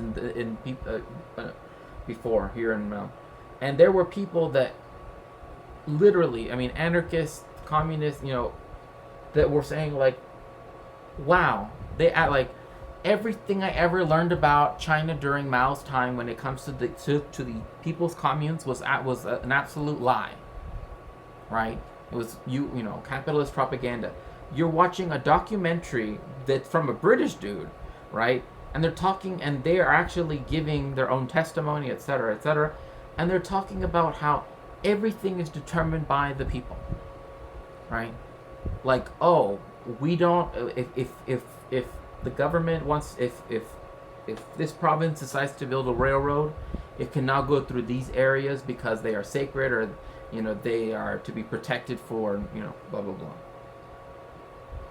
etc., etc., right? And then you have Deng Xiaoping, who literally one of his complaints was, well, the workers are getting too many benefits, and that takes away from capitalists having more money. Should I hope to? Yeah, I live to see that too. Yeah, poor. I mean, I know what you mean, like a poor person. It would be cool if the government would just share alien technology. So yeah, right. I fuck with I do not. Oh yeah, ANCAPs aren't real. Like that's not real. We as citizens already subsidize the corp. Exactly. What's wrong with giving it to the people who need it more? Like it's been shown, if you give money to the working classes, it benefits everybody. Like even rich people get they actually get more money than if the government just gives them money. But they're so avaricious that they want it immediately. They just want it for themselves, to just invest it, right? To put it away. Because they don't save money, right? Oh my gosh, thank you so much, Spicy Tricks, for following. Thank you. Yes, the People's Communes, I went over them because again, I once was the director of an organization in Mexico, because I'm Mexican, that specifically was multi-tendency, right? And one of the things that we definitely agreed on, that Maoists, Marxist, Leninists, etc., we said outside of this space, right? Because it was about direct action, it was about actually helping people, actually, getting food for people that like the unions that were going to go on strike, getting food to people that that are marginalized, making sure that the people that whatever, right? It was to pool all of our resources together, right? One of the things that people were able to agree on were the People's Communes, that system actually worked in a way that anarchists and communists were actually able to agree on most things. Particularly in this case, the Maoist contingent that we had, because they're not MLM PMs, they're MLMs. They're not Gonzalo focused. Point being that they said land, because in Latin America the main thing is land reform, right? That's why the Mexican Revolution was based in the need for land reform. So too would any socialist revolution have to be one, right? It will require us to focus on land redistribution, etc., but also there will need to be communal land ownership, right? The commons has to become the center of everything, as opposed to the private, right? And that's the problem, is that's why George Gammon spends all of his day saying it's the poor's fault. They're the reason why, that the stock market went down today, because poor people were given $400 5 years ago. It's that if you wouldn't have done that, the economy would be so much better. That's literally what he fucking says. I'm still pissed about all the big ass companies taking money intended. Yeah, and they all got off scot-free. Except for one or two people, almost everybody got off scot-free. Hi, DJ. To hoard it like small. I mean, yeah, essentially. I mean, but in a sense, they don't hoard it in the sense that they put it under their mattress, quote unquote, right? They put it in different investments so that it can keep accruing value. That's the thing, is if you think about the way how billionaires and capitalists in general work, it's this weird obsession, right? It's why fetishism, commodity fetishism, and also the more complicated, I guess, way of thinking about it, money fetishism, is they need the constant reproduction of money in some way through their investments, right? They not only have to own things, but they also have to be an investor in other things, so that way their capital is always multiplying, right? It's almost like a parasitic infection, right? As if by parthenogenesis, right? Suddenly capital just keeps growing and growing and growing, right? And that's their obsession. That's what they want. That's what capitalists actually want. So when you even though giving money to the working classes benefits all of society, because the working classes, if we get money, What do? We spend the money. What do we spend it on? Things that we need, things that we want, right?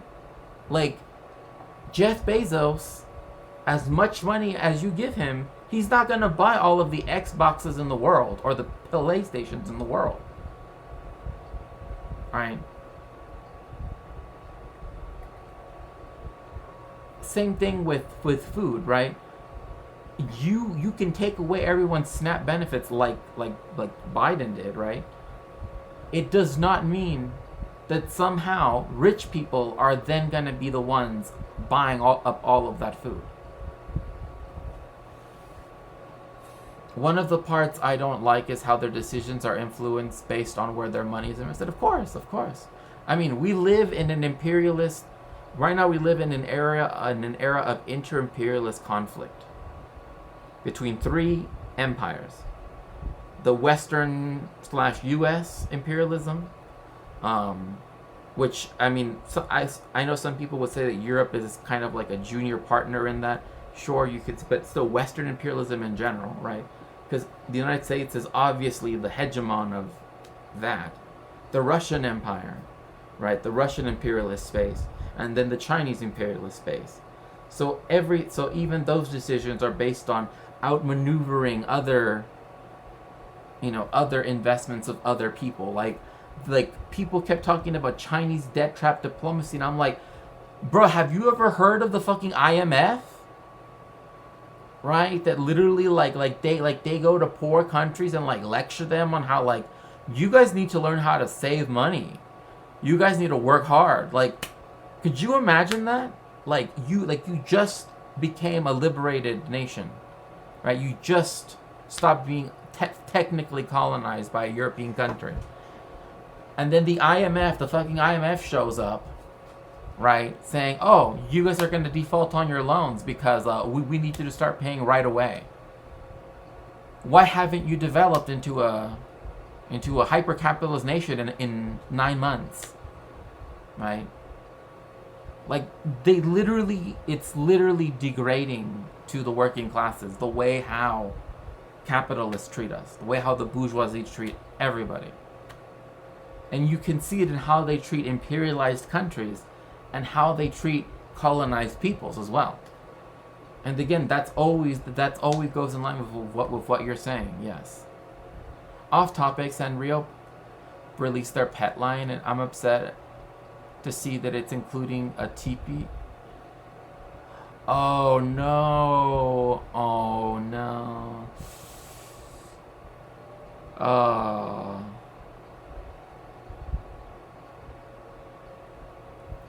I mean, the IMF literally expects miracles to happen.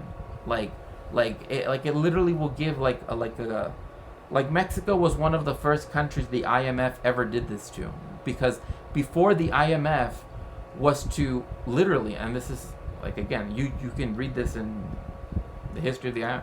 At first, it was created to provide money for imperialist countries, right? So that way they wouldn't have so then that way they wouldn't have a replay of what happened in the aftermath of World War I, etc., blah blah blah, right? That's what it was set up for. Then they said, actually, what we should be doing, instead of having this money for rich people, right? What we need to do is we need to loan it out with forcing countries to do all of these things that literally stop it from developing, right? Literally, they will say, you have to get rid of all labor restrictions, right? So all labor protections. Get rid of them all. Privatize everything. Do all of this. They call them structural adjustments, right? Open yourself up to imperialism even more so than you are now. And then they get mad at you when you can't pay, because all of your actual capital doesn't even belong to companies in your own country, therefore to your tax base.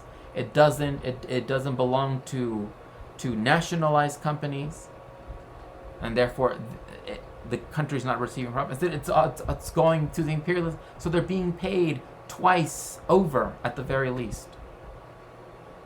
And these are not insignificant sums. They're billions of dollars. Billions and billions of dollars. And in many cases, they do that because they want the countries to default. Because then they can dictate policy, right? Then they can force those countries to go into austerity. That's exactly what they did to Greece, right? Greece is one of those countries that is part of an imperialist bloc, but it's very obviously being imperialized, right? Because it's not in and of itself an imperialist power, so to speak. So the European Union, Germany, France, etc., they are the ones that bought up those islands that when Greece defaulted multiple times on its IMF loans, on its European Central Bank loans, etc.,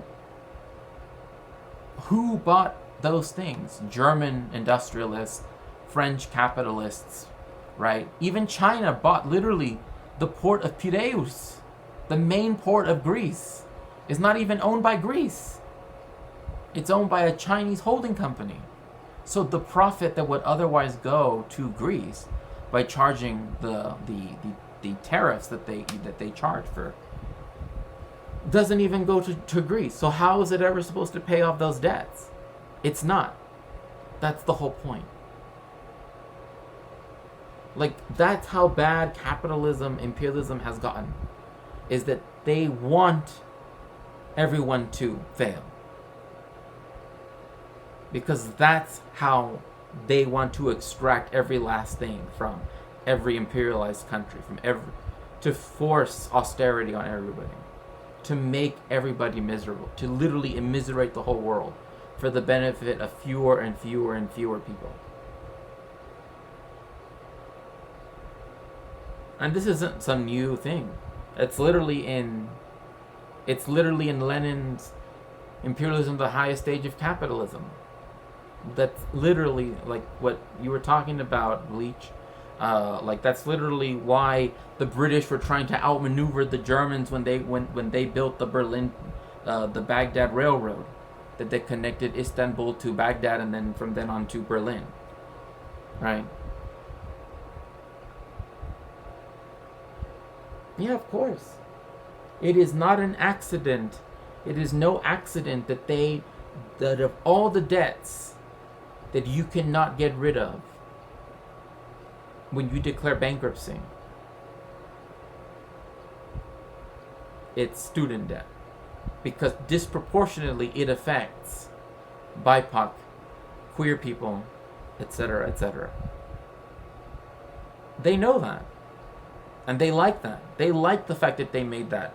Oh, not even the option of last resort, literally bankruptcy. No. Not even that. Wealthy people, they literally could be sued into the ground and they still, and they could claim bankruptcy protection and then not lose anything, right? Not lose most of their assets.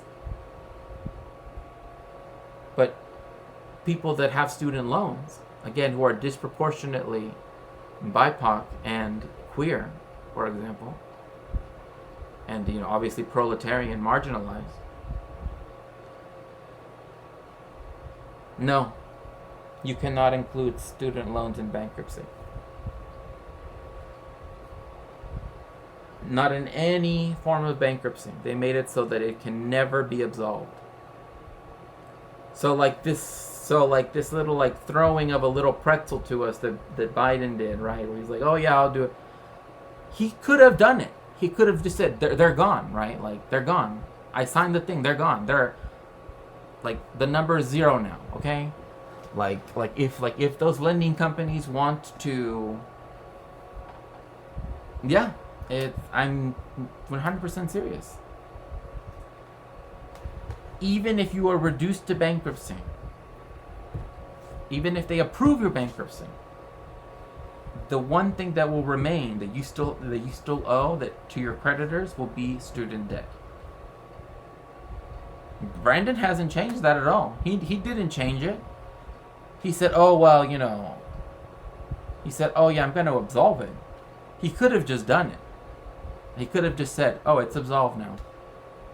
It's done. Executive order. No, instead, now here we are. Literally, there's a live tracker on the newspaper site for The Guardian, where they're talking about all of the judgments.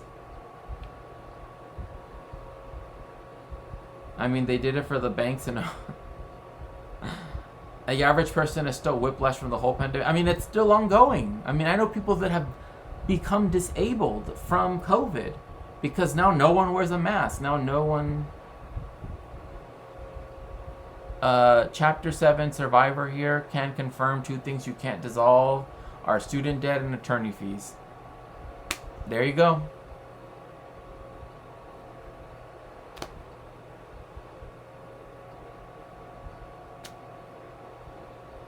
So that's why when people are telling me, oh, blah, blah, blah, this and this and this, it's like, you can see what matters to the capitalists. You can see what matters to the bourgeois politicians who represent them, not us. They represent them, right? They just use us to legitimize,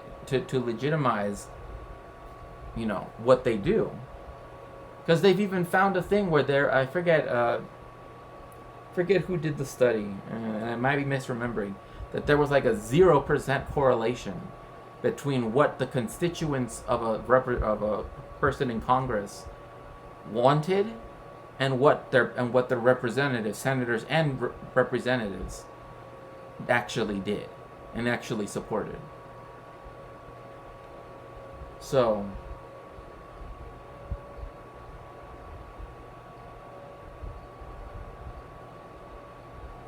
yes, I am glad to hear that you survived. Yeah, you did chapter 7. Yeah. And she, they. Yeah, that's awesome.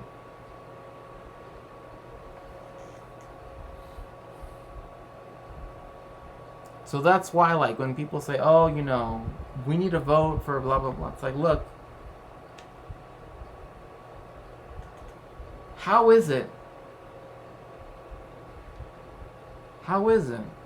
that the president doesn't have to get Congress to declare a war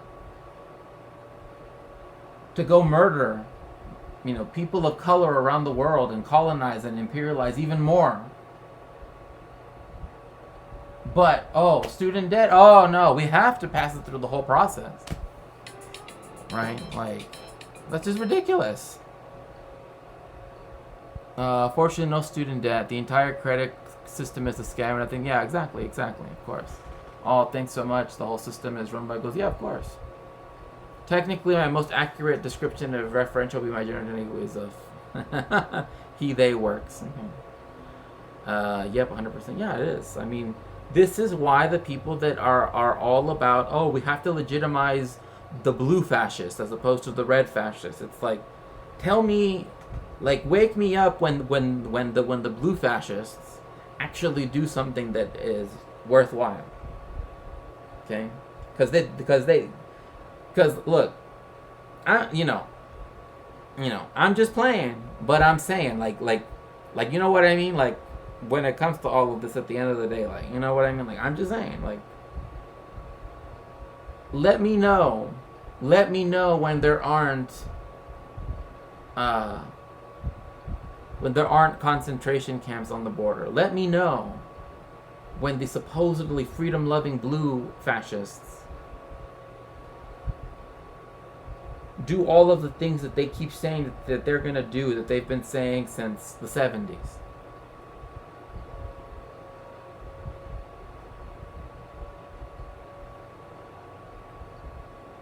No, instead, oh yes, wars? Let's go do it. Student debt relief? Oh no, we have to do the little process. We need to put the little paper in the hopper. We gotta wait 30 days. We gotta do this. We gotta do that. Oh, and we also have to tell the people that don't want this to happen. Let them know all of the details. So then that way they can pick it apart in court and say that it's unconstitutional or something. I mean, that's what they are. I mean, if you're a BIPOC person, trust me, Democrats they're all fascists. Like, a cop that votes blue is still a fucking cop. You know, like, it doesn't matter if he votes for Brandon, because Brandon loves the fucking cops. In fact, his vice president is a cop. In a future video. And I will never vote for a cop. I'm just putting it like that. Saying is, and this is also probably the subject of a future video. This is a great destination if you're looking for a car-free vacation, and that includes biking too, which is not bad in Albuquerque or Santa Fe. There's been a lot of criticism that the Rail Runner doesn't pay for itself. It runs at a deficit, maybe $10 million Who cares? a year. And you hear criticisms that it's some kind of albatross that hamstrings the state DOT's ability to construct roadway projects, which, last I checked... Enough with the fucking roadway projects. We do not... More freeways does not equal more freedom, okay? America, I'm sorry, but you've been lied to, okay? Freeways does not actually mean freedom, okay? The free in there is because they don't charge you. Although they technically do via taxes. So technically they're not even really that free, but they just don't charge you, you know. Regardless, more freeways does not equal more freedom. Like, get that through, like, America, please. Enough with the road projects, enough with the freeways, okay? Like, LA already has like 8,000 freeways. Trust me, it doesn't help. Also don't pay for themselves? Do people really think through Freedom, this bro. before they talk about it? Building a cool rail service and foregoing roadway expansion at the same time sounds kind of win-win to me. Maybe New Mexico just has it all figured out. Okay, end rant on the economic feasibility. Also, I will say this about New Mexico. Every anti-trans bill thus far has been defeated every single time in New Mexico. But I am not saying that, therefore New Mexico is, but it seems to me that for a state that's sandwiched between West Florida, aka Arizona, and literally like the National Socialist Republic of Texas, right? It does seem to me kind of interesting that in between those two states exists a place where, people would say, oh, it's because there's a minority, majority, blah, blah, whatever, blah, blah, blah. Doesn't even matter. That the fact that none of those bills have ever made it like out of committee or even in general debate, they just get fucking cumpstered and dumpstered. Thank you, New Mexico. At the bare ass least of that, yeah, at the very least. You allowed the bills to be brought onto the floor, but at least the people voted majority no. So far, anyway. Because I'm sure that, Charlie Kirk is going to fly in and try to, work to change minds. Yeah, doing the bare minimum, I mean, that's literally the bare minimum. Literally saying no to genocide, for now, is like the minimum. 5 is the Capital Corridor between Sacramento and Oakland, 11 trains a day. This one isn't a surprise. I'll give a kind of meh. Oh my gosh, Vacaville. Oh my gosh, Vallejo. Yeah, I mean, like, that's why I'm kind of like, girl, like, what? New Mexico, like, really? Like, I'm just, like, the National Socialist Republic of Texas and West Florida right next to one another. And right here, like the nice little tamalito in the middle, right? Like, right here, right? Like, that's the state that's like, you know what? Maybe not right now. Maybe like in another legislative session, but not right now. But they're the nice little tamalito in between the two, bolillo halves of the little guajolota, that I want to eat. Honorable mention to the Altamont Corridor Express between Stockton and San Jose, just 4 trains a day. Number 4 is the Keystone between Philadelphia and Harrisburg. Kind of double dipping here because the Keystone is also part of the Northeast Corridor segment I already talked about, but Philly to Harrisburg is a completely separate corridor.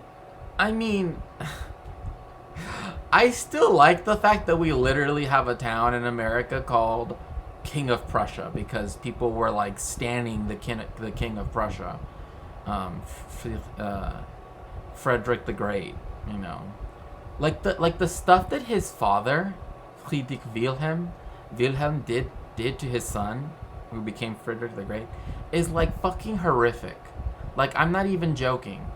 He literally, like, Friedrich was gonna try to run away with one of his, I mean, they always say, oh, they were best friends, you know. They were, oh, the best, the most closest of friends, you know, but they were both very, very, very, very heterosexual, of course. There's all of that.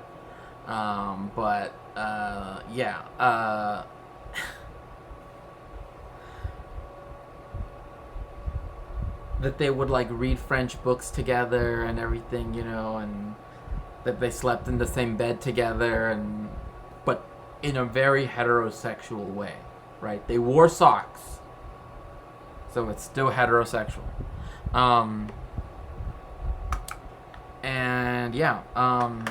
His dad legit, like, when he found out he tried to run away and caught him, unfortunately he got caught. When he found out that dude is, like, you know, he legit had his son put in prison, right? And made him watch as he cumstered and dumpstered the dude that was like part of his guard. Yeah, oh yeah, of course, the socks, yeah.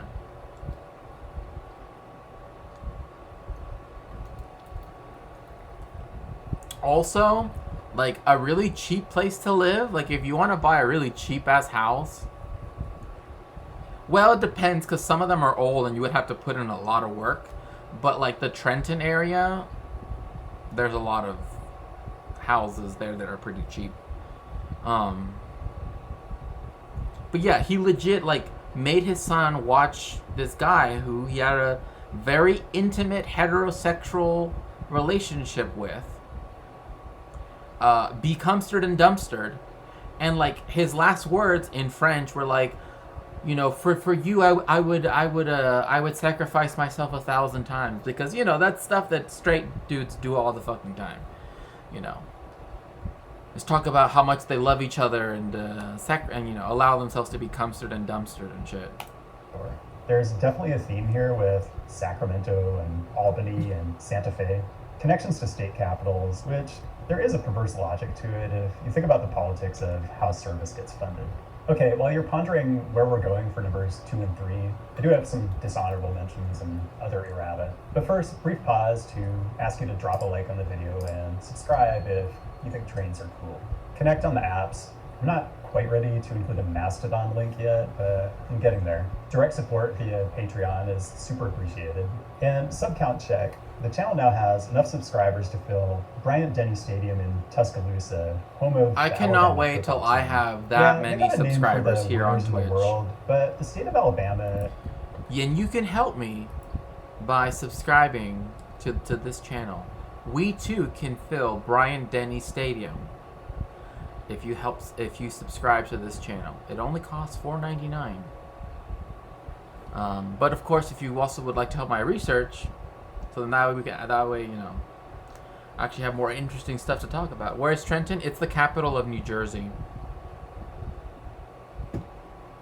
It's literally where George Washington crossed the Delaware. Because they had Hessian troops in Trenton. We're not watching soccer, but we're talking about how he says he has 104,000 subscribers, so he can fill this stadium. And I was trying to do my whole, like, you know, top of the hour pitch, right? Like, hey, you know, we can get to that many subscribers too. You know, we need 2 more subs today. You know, blah blah blah. You know, stuff like that. because I also want to fill Bryant-Denny Stadium at the University of Alabama. Okay, maybe not at the University of Alabama, but like, I don't know, the Olympic Stadium in LA, okay? We'll do that. I don't want to be in Alabama. Isn't winning any urbanism awards from this channel. Just a thought though, you could honestly fund a high-speed rail network all over the southern US. Just Oh, you have? Oh my gosh, that's so funny. the massive gate receipts and broadcast revenues from these amateur sporting events where the athletes don't even get paid.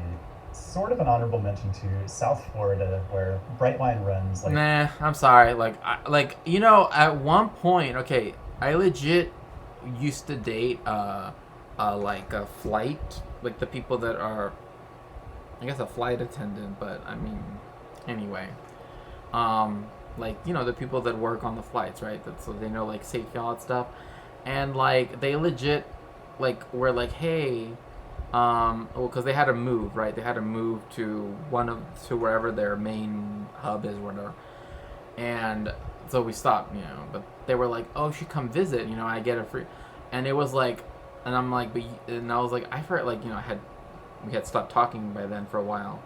And then he told me legit that he was in Florida, and I'm like, fuck no. Like, I'm sorry, you cannot convince me to go to Florida. Like, no. Let's get that stadium, yes. Yes, with your help, by subscribing to the channel, and also by helping my research by going on Throne and other modes of aid, of course, and help. If you want to make donations or other such things, of course, you can always go to my Throne.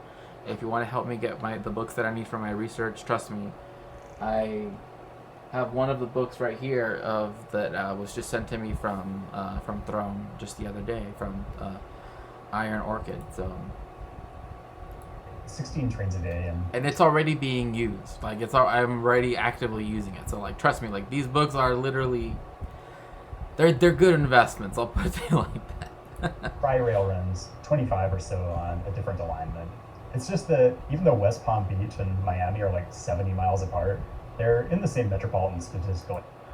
I mean, like, the reason why that they're even like considered to be in the same area is just because like that's like the only part of that part of Florida you can even build on. Like, that's why like that's the only reason why like South Florida, right, has anything like this, because it's so densely populated. Whereas like if you go to most like cities, in a lot of cities in America, like they would like say Oklahoma City, right? In Oklahoma City, there are no sidewalks in downtown.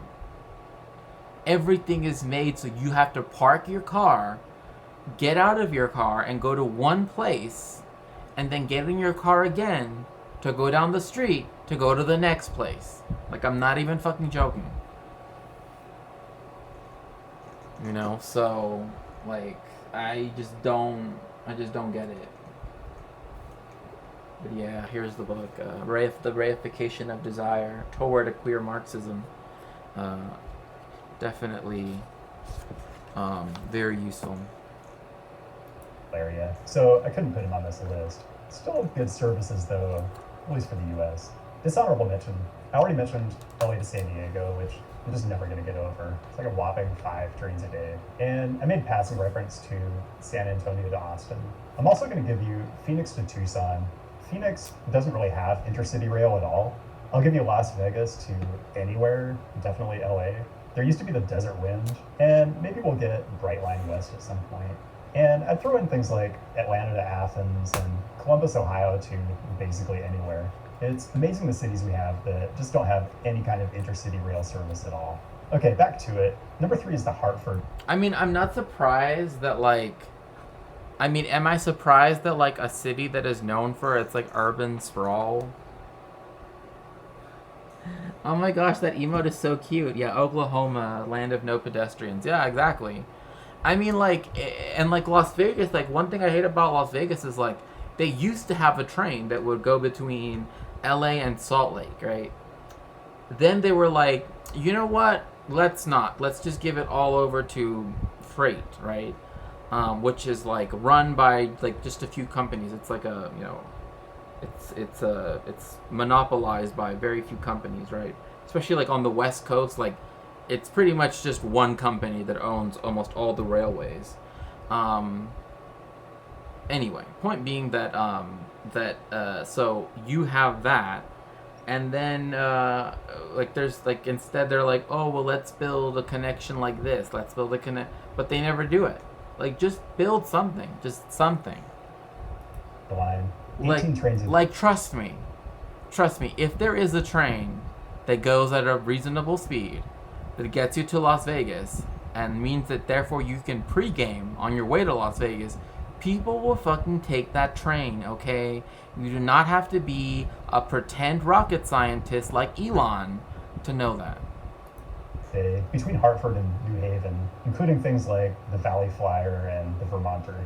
And guess what? Another connection to a state capital. Anyway, Alan Fisher did a recent video on electrifying the Hartford line and the Empire line, and I encourage you to check that out if you haven't already. It's good stuff. And number 2 is Sonoma Marin Area Rail Transit, or SMART. This is a weird one that probably calls into question the validity of this entire list, but you know what? That's okay. The whole point of this video was really to share cool footage from New Mexico. Anyway, is this a commuter line or an intercity line? I don't know. I mean, if you're commuting from Sonoma County to San Francisco, it dumps you at Larkspur, and then you still have to take a ferry if you want to get into the city. In a way, this one's even more amazing than the New Mexico Rail Runner Express. People who know this line, let me know what's going on here. Is this wine country tourism, or is it super commuters? Both, maybe? You know, for me, the more ridership generators you have in both directions, the better. There is no bad rail. And that's all I got. Thanks for tuning in this week. And well, patron. It's not so much that there's no bad rail, it's more that, like, you know, like, like, that's not the point. It's not that there's bad rail, or more it's the point that, you know.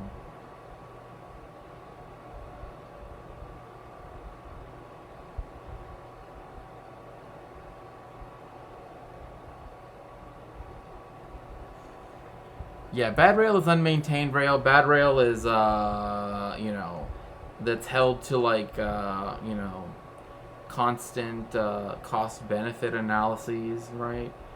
Because, like, the benefit... Oh, someone subscribed. Thank you so much for your subscription. I didn't see the alert for that.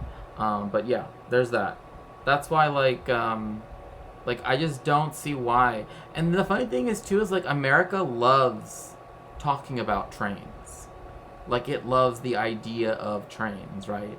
Like all of the storybooks always talk about, you know, and then, like, all of the old stuff that people used to watch, they all talk about trains. But then in America, everything's like, you have to drive. Like, yeah, if you want to go to New York, like, I've literally heard people say it's just easier to just drive. Like, no, it's fucking not. I'm not gonna drive from LA to New York City. Okay, 1, having to drive through LA. 2, having to drive through Cumster and Dumpster Land, right? Like, literally, like, the National Socialist States of America, right? To get there. And then get to New York City and have nowhere to park because parking costs more than apartments rent. Like seriously? But anyway, I digress. Okay, so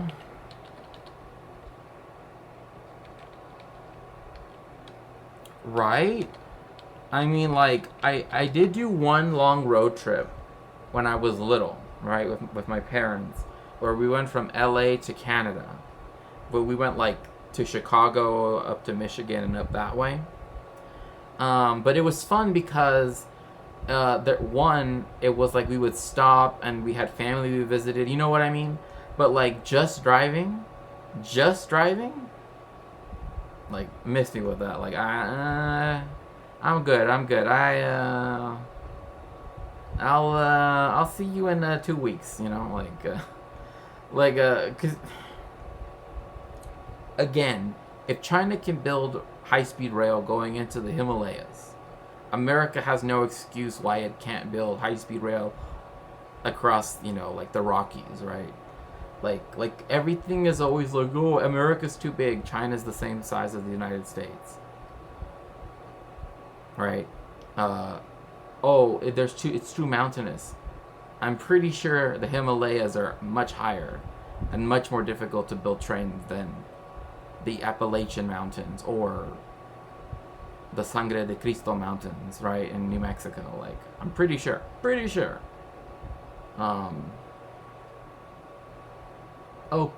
It takes away from the freedom of owning a car. It's like, yeah, because, there's so much freedom in having to pay registration fees, insurance, etc., etc., etc. Yeah. Anyways, so we're going to raid. Everyone, please get into the machine. Thank you so much for joining me for this stream. Everyone, please get in the machine. We're going to raid No Comment Chick. Make sure to tell her hello and that I will be there very soon. I'm going to make myself some lunch because I'm actually quite hungry.